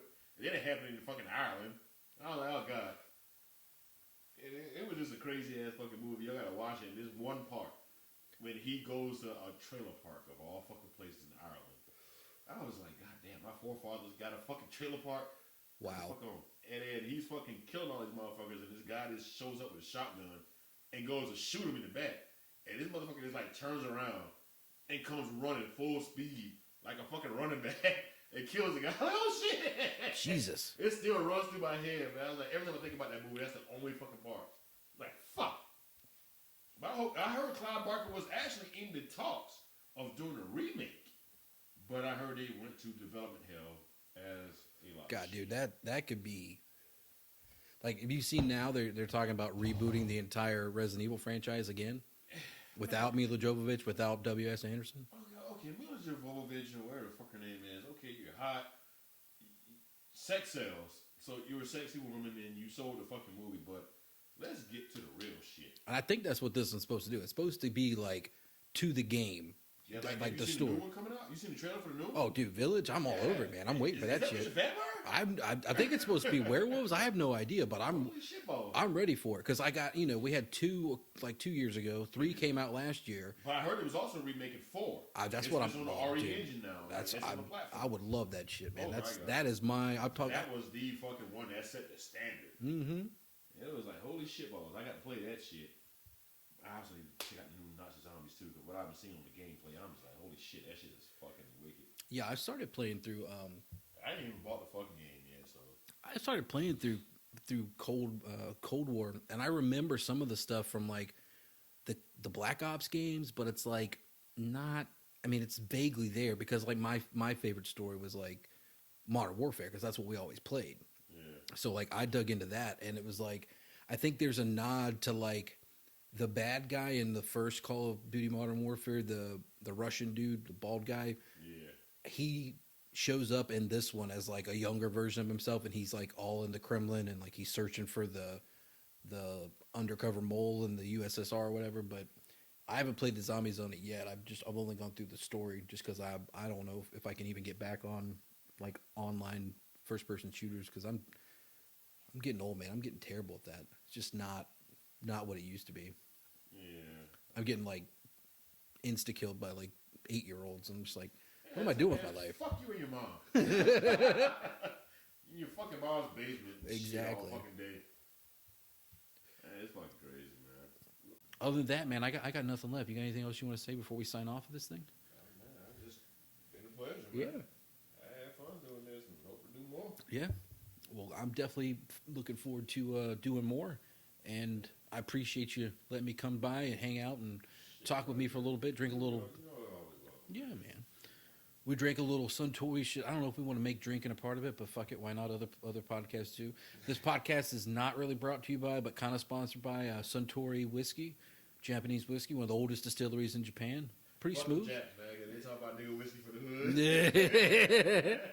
But this shit, whatever it's supposed to be, it's pretty fucking good. I would recommend it. I'm amazed you can get it in stores now. Like 5 years ago, you get a bottle for like $100. Now this stuff, I don't know if this is like, maybe this is just the cheap stuff and it's not that great. Maybe there's better shit, but it's all right for, just regular old Japanese whiskey. Yeah. All right. Well, this has been, I don't even know if I'm going to call this. I was going to call this 2x2 retro review, Perk's point of view. I don't know if we want to. I don't know what we're going to come up with this. It's going to be some kind of fun title. I don't know. This is going to be some fucked up shit. I don't know. Yeah, who knows? But Anyway, I've been Gavin. That's call it nigga critics. Yeah. Yeah, I don't. How am I going to answer that? We're talking, critics. You got the whole. You got a hood fan. I told people all the time about the time where you were like, "I see," you, and I was like, "Wait, what?" And you're like, "What?" I was like, "You just called me." You're like, "Yeah, I did," and I was like, "Okay." And you were like, "Is that a problem?" I was like, "I mean, no. I just." You were like, and I was like, "You call me that." But I don't call you that. And you're like, no, you don't ever call me that. I'm like, I know. I don't know how the rules work, man.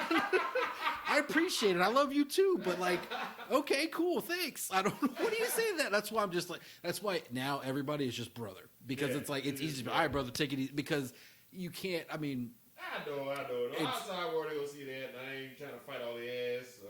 Well, it's funny because like, normally, a part of all the stories we're talking about, you are usually the one that's like, you get that out of the way pretty quickly with people. You're like, you throw it out there, and some people are like, oh, okay, all right, well, he said it, so obviously I'm not gonna say it, but like, he's not somebody, because we have friends and we know people who don't. I mean, I remember Travis going to that one kid's ass at Sonic because he just like, what's up, and he was like, the fuck did you say that? It's like, why did you say this, dude? What the fuck are you doing? No. You can't say that. Like, what the fuck is your problem? And respectively, Travis was pissed off. And I was like, he should be. That's no. But then, like, you said it around my dad like 5 times, and he fucking thinks it's hilarious that you say that shit. He's just like, Perk's on another level, man. I'm like, Dad, he's fucking hilarious. But anyway, definitely going to look forward to doing this more. We will catch you guys next time. I don't know what this segment has been, what this show's been, but it's been fun. And we'll just keep it with that, man. And you'll listen to us later, and we'll see you guys out in the world somewhere, I guess. That'll be good.